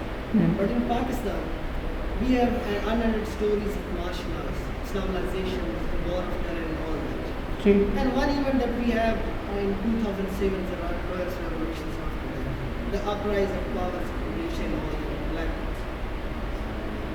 And when we have seen the judicial policy of Iftikhar Chaudhry starting with Sasa alone, so Pakistan के अंदर जो supreme court एक power evolve होती है with the passage of time, and then it is incorporated in the constitutions. As you were talking about the judicial activism, power का जो principle है basic, the principle of collective responsibility. The Prime Minister with its cabinets, even Army Chief with its corps commanders, at local level, even Vice Chancellor with its syndicate, even Bar have its own cabinets. So Pakistan के अंदर जो 184(3) की जो power है, इसको क्या regulate इस sense में नहीं होना चाहिए कि the word Supreme Court is actually it's I agree with you. इसके ऊपर बेशुमार बात भी और बार का भी मुतालबा है कि सुओ मोटो की जो पावर्स हैं, may be it should not just be with the learned chief justice alone, it should be कोई कमेटी हो। इंडिया के अंदर शायद केस फिक्सेशन की पावर भी और इस तरीके से भी उन्होंने डिवाइड अप की हुई हैं। There are certain cases in which के चीफ जस्टिस साहब को अगर कोई जज साहब नोटिस वगैरह भेजते हैं तो चीफ जस्टिस साहब उन पर सुओ मोटो लेके उनका भी बेंच बना देते हैं। But you are right about that कि I am not that concern about कि कहाँ पे सुओ मोटर ले रहे हैं, I am more concern about कि अपील का राइट अवेलेबल है कि नहीं and stuff like that. So I tend to agree with you. इसको regulation and this needs to be looked at इस जगह के ऊपर, और the sooner it is looked at the better. ये बार काउंसिल्स की भी आई बिलीव डिमांड है कि इन पावर्स को रेगुलेट होना चाहिए. और सुप्रीम कोर्ट हर जगह पे अगर ये कहती है, खुद बीच में कहती है ऑनरेबल सुप्रीम कोर्ट के power needs to be regulated, it can not be unfettered at discretion वगैरह. तो इन चीज़ों के अंदर, इन चीज़ के अंदर why not. One thing I would like the courts to also take a look at, और ये रिसेंटली सुप्रीम कोर्ट ने अपनी डिसीजंस के अंदर भी होल्ड किया है कि रिट नहीं हो सकती अगेंस्ट कोर्ट की कोई डिसीजन, बिकॉज पर्सन नहीं है. एक थोड़ी सी विंडो खोली गई थी, वो इस्लामाबाद हाई कोर्ट का मामला था जिसके अंदर ये होल्ड कर दिया गया था कि जुडिशल डिसीजंस के अलावा कोर्ट्स की दूसरी डिसीजंस वगैरह एडमिनिस्ट्रेटिव साइड के ऊपर और ये वो उनके खिलाफ रिटें हो सकती हैं. वो दरवाज़ा सुप्रीम कोर्ट ने फिर ऑनरेबल सुप्रीम कोर्ट ने बंद कर दिया. सो यस, अगर ये है रिस्पेक्ट इन्हीं चीज़ों के साथ आई थिंक ज़्यादा बढ़ेगी कोर्ट की, अगर वो खुद it's not taking away power, अगर वो आपस में स्प्रेड आउट कर दे. But it becomes a bit of a problem कि आप अगर पावर आपके पास है, आपकी इतनी फरासत हो कि आप कहें नहीं यार तू भी आ जा मेरे साथ, ये भी आ जाए, तीनों सीनियर जजेस हम मिलकर डिसाइड करेंगे. होना तो चाहिए, हो सकता है कि नहीं हो सकता, वो सुप्रीम कोर्ट रूल्स के अंदर ही it's something for the supreme court to do. हम तो ज़्यादा से ज़्यादा सजेस्ट कर सकते हैं और वो भी आई डोंट नो किस हद तक अप्रोप्रिएट होगा करके. बट हाँ, एक लीगल पॉइंट के ऊपर तो हम डेफिनेटली बात कर सकते हैं. Any question sir? मेरा सब क्वेश्चन ये है कि 2 दिन पहले बतौर मैं लेबर कोर्ट में पेश हुआ जी. एक ट्रांसफर का केस था. मैंने जज साहब को रिक्वेस्ट की कि लेबर कोर्ट नंबर 4 कह रही है कि ये पिटीशन किस ग्राउंड पे खारिज की गई है कि लेबर कोर्ट के पास ट्रांसफर का अथॉरिटी नहीं है. जब एक सेकंड है, एक सेकंड नहीं, एक सवाल को बता दीजिए. ट्रांसफ़र की अथॉरिटी क्या मतलब? उसको डिपार्टमेंट के अंदर बंदे को ट्रांसफ़र किया गया था कि आप मुकदमे को एक जज से दूसरे को ट्रांसफ़र करवाना चाहते हैं? एक टीचर को हमने एक कैंपस से दूसरे कैंपस में ट्रांसफर किया जी. वो लेबर कोर्ट में चला गया. जी. लेबर कोर्ट नंबर 4 कह रही है कि हमारे पास जो इलेक्शन है कि हम ट्रांसफर कोर्ट सुन सकते. जब कोर्ट नंबर 5 में हम अपीयर हुए हैं, एक साइटेशन पर सेक्शन 25 ये कहता है कि कौन से केस लेबर कोर्ट सुन सकती है और कौन से केस लेबर कोर्ट नहीं सुन सकती. उसके बावजूद भी जज साहब स्टे ग्राउंड कर रहे हैं. तो इसका मतलब जज साहब has needed the further training. जज साहब को सीट पर बैठने से पहले लेबर कोर्ट दिखाना चाहिए. सर, दो जज साहबान अगर बैठे हुए हैं और उनके आपका सवाल ये है कि उनके मुख्तलिफ व्यूज़ हैं. एक जज साहब उसको कहते हैं डिसमिस कर रहे हैं, ये कह के कोर्ट के पास जुरिसडिक्शन नहीं है. दूसरे पहले स्टेज के ऊपर पहली तारीख के ऊपर कर रहे हैं. उनको जब पहले जज साहब का ऑर्डर का पता चलेगा, आपको दूसरा भी इंशाल्लाह खारिज कर देंगे अगर आप उनको पता ना दीजिएगा. मामला तो ये यार देखें, अब बात तो ये है कि what is the right condition of law, उसके मुताबिक आप जज कर सकते हैं. अगर तो कानून के अंदर ये लिखा हुआ है और कानून के अंदर है कि ट्रांसफ़र और पोस्टिंग के मामलात में बाहर नहीं किया जाएगा, it is entirely in the discretion of the executive, तो उसने सही खारिज किया पहले वाले जज ने, और उसने फाइनल स्टेज पे किया. पहली तारीख पर खारिज किया, बाद में किया पहले वाले ने. पहले वाले जज साहब ने पहली तारीख पे खारिज किया केस. पहली तारीख के ऊपर उन्होंने कहा कि जी इसके अगेंस्ट मेंटेनेबल नहीं है.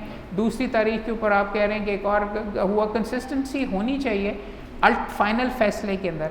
अगर जज साहब का जहन है कि मैं दूसरी पार्टी को सुन के कर लूँगा या ये करके कर लूँगा या वो कर लूँगा, तो ऐन मुमकिन है. आप डिपार्टमेंट की तरफ से पेश हुए थे, आपने दोनों जगह पे चैलेंज किया है कि अब चैलेंज क्या मतलब, ट्रांसफ़र के तो आपने ऑर्डर्स किए हुए थे, तो आप क्या कर रहे थे वहाँ पर?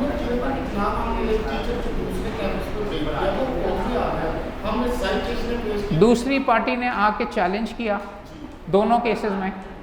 पहले वाले के अंदर आपने आके, फिर आप पहली तारीख पे तो नहीं खारिज हुआ ना, फिर आप आए और आपने अपेयर होके ये कहा कि जी आपकी जुरिसडिक्शन नहीं बनती, और पहले वाले जज ने कहा हाँ ठीक है मेरी जुरिसडिक्शन नहीं बनती, ट्रांसफ़र में मैं इंटरफेयर नहीं कर सकता. पहले वाले ने खारिज कर दिया.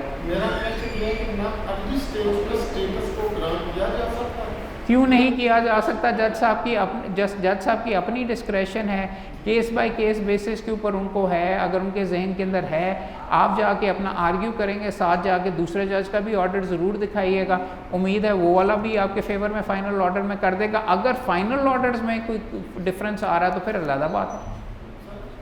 लास्ट मेरी रिक्वेस्ट 100 वोटों के हवाले से मैं करना चाहता हूँ। जी जी। एक सुप्रीम कोर्ट की जजमेंट थी कि the petitioner is citizen of Pakistan who can come and remain in Pakistan.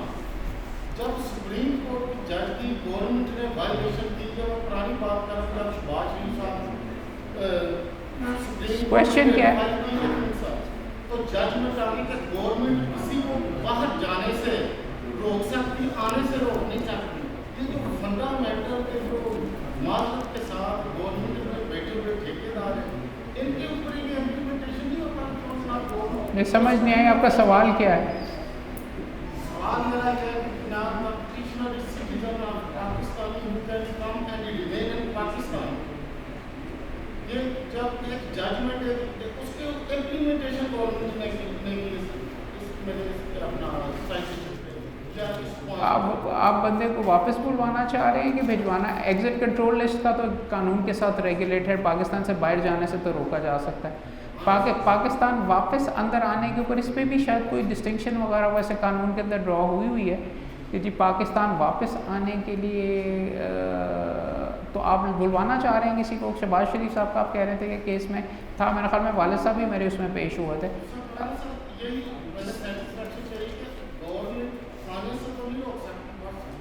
वापस आने से गवर्नमेंट डिपेंड करता है केस बाय केस के ऊपर, बट कुछ मैंने पढ़ा हुआ, I don't know the answer to this, so I don't know, देखना पड़ेगा मुझे। कोई सवाल?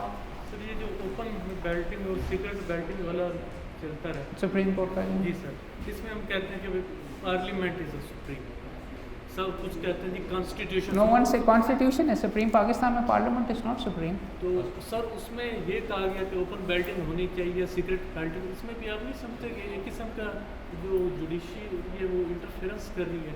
नहीं, जुडिशरी ने अव्वल तो जहाँ तक मुझे याद पड़ता है जुडिशरी ने इंटरफेयर नहीं की और सीक्रेट बैलेटिंग के ही ज़रिए ये हुआ था सारे का सारा सेनेट का election. So I don't think how is the government interfere करके, हाँ मेरे नज़दीक शायद एंटरटेन भी नहीं होना चाहिए। देखो यार उसके अंदर वो सवाल ये आता है, मैटर्स कॉन्स्टिट्यूशन ये कहता है मैटर्स इनसाइड द सेनेट वो नहीं होने चाहिए, उसके इस तरह करके। तो संजरानी साहब का जो चेयरमैन वाला है, सेनेट हो चुकी हुई थी और सेनेट का अपना मामला था, उन्होंने इंटरफेयर नहीं किया। मगर सेनेटर्स के इलेक्शन के लिए उससे पहले वाले मामला में मेरे ख्याल में कर सकते हैं। ये वर्ड्स के ऊपर थोड़ा बहुत there is potential for argument इसके अंदर, इसीलिए सुप्रीम कोर्ट ने टेकअप किया था। यार टॉपिक के ऊपर वैसे पूछा करो, तुम मेरे मुश्किल सारे सवाल इंदा भी दसते हो तो इंदा भी दसते हो, और बल्कि हाँ कर आगे कर रिकॉर्डिंग हो रही है ना, सनद रहे वो सनद रहे, मुझे मरवाएंगे आप बीच में सारे दोस्त। सुप्रीम कोर्ट का बैलेंस अगर पाकिस्तान में देखें रिगार्डिंग इसकी इंडिपेंडेंसी, वो पता चलती है हाई प्रोफाइल केसेस से। फॉर एग्जांपल जो आर्मी चीफ के एक्सटेंशन का केस था, जो एक जजमेंट है कौंसा साहब की कि एक्सटेंशन दी गई एक pre suppose law in the vacuum, कि एक लॉ है नहीं और एक बंदे को एक्सटेंड किया गया, तो फिर पार्लियामेंट को कि आप 6 महीने के अंदर एक लॉ बनाएंगे जिसमें एक बंदे को फिर फर्दर एक्सटेंड। तो ये जो इंटरप्रिटेशंस की पावर है सुप्रीम कोर्ट, ये जो क्लोज इन वैक्यूम, ये कहाँ से जनरेट? नहीं, सुप्रीम कोर्ट की power to do complete justice की पावर मौजूद है। अगर कोई है वैक्यूम वगैरह, उसको आप अगर स्ट्रेच करें तो उसके अंदर आप कर सकते हैं। इश्यूज़ के अंदर यार देखो, आई डिसएग्री विद यू, आप ये जो कह रहे हो रोनाल्ड वॉकिन को अगर आप पढ़ो तो वहाँ पे लिखा हुआ है जो उसको कहते हैं डिफ़िकल्ट केसेस या टफ़ केसेस का उसने लिखा हुआ दे मेक बैड लॉ। उनको आप नहीं पकड़ के किसी जुडिशरी या किसी और मामले को कर सकते। मैं बार बार ये कह रहा हूँ, इनको तो आप पाक कर लिया करें। मुझे आज तक ये चीज़ नहीं समझ आई कि इस हम बार एसोसिएशन में, बार काउंसिल में बैठ के ये बड़े बड़े, इनको हम चाय के ऊपर डेफिनेटली डिस्कस कर लेते हैं। ये नुक्ता इधर का रोज़मर्रा का जो केस है, आम बंदे का जो केस है और जिससे हमारी रोज़ी रोटी वाबस्ता है, वो हम डिस्कस ही नहीं करते। बात तो ये है, आई डोंट नो, आपके सवाल का जवाब ये है कि एज आई एम सेइंग शायद power to do complete justice के अंदर आए और उसके अंदर लिखा हुआ है कि 184(3) के अंदर सू मोटो की इसके अंदर प्रोविजन के अंदर लिखा हुआ है कि रिट की नौयत का as appropriate to do complete justice in the case वो ऑर्डर कर सकते हैं, तो कर सकते हैं, I don't have a problem with that. उसके अंदर इशू बेसिकली ये आता है कि we seem somewhat obsessed in are, ख़ास तौर पे यहाँ पे बैठ के कि जी हम ये जो ऐसे ऐसे बड़े जो मुकदमे होते हैं उन पे डिस्कस और तबसरा राय करते रहते हैं। ये जो मीटिंग हो रही है और ये जो हो रहा है, और मेरी जितनी इंतहाई पिछले 10 साल से कोशिश ये है कि आम मामले, आम मुकदमे, रोज़ी रोटी से वाबस्ता मुकदमे, उसकी गुफ्तगू यहाँ पे हो, उस पे बैठ के बात करें, उस पे तबसरा आराई करें, उस पे कहें कि जी आप कैसे अप्लाई कर सकते हैं। चीफ ऑफ आर्मी स्टाफ के कितने मुकदमे आपने करने हैं या मैंने करने हैं, इस कमरे में से बैठे हुए किसी बंदे ने करने हैं, what's the point? So I think I find it to be quite pointless. Political questions वाले जो क्वेश्चंस होते हैं, कई एक जगह पर तो जाके अमेरिका ने ये भी एक डॉक्ट्रिन बनाया हुआ पॉलिटिकल क्वेश्चन का कि हमारे सामने आने नहीं चाहिए, हम नहीं डिसाइड करते, जाओ पार्लियामेंट में करो। और खोसा साहब ने इन इफेक्ट यही किया है, चीफ जस्टिस साहब ने, उन्होंने यही कहा था कि जाए पार्लियामेंट कर ले। उन्होंने खुद तो नहीं कानून बना दिया ना कि जी मैं चीफ ऑफ आर्मी स्टाफ को 3 साल की एक्सटेंशन 5 साल देता हूँ। जिसकी पावर थी उसको जाके उन्होंने दे दी कि भाई जाओ करो। उन्होंने अगर जाके आगे से कह दिया कि जी जनाब सारे का सारा सारी अपोजिशन भी साथ आ गई तो वो ठीक है, well and good. You can't say that it is by law now, कानून के मुताबिक ही बनी है ना, लीगली है, सुप्रीम कोर्ट के ऑर्डर के तहत ही हुई है।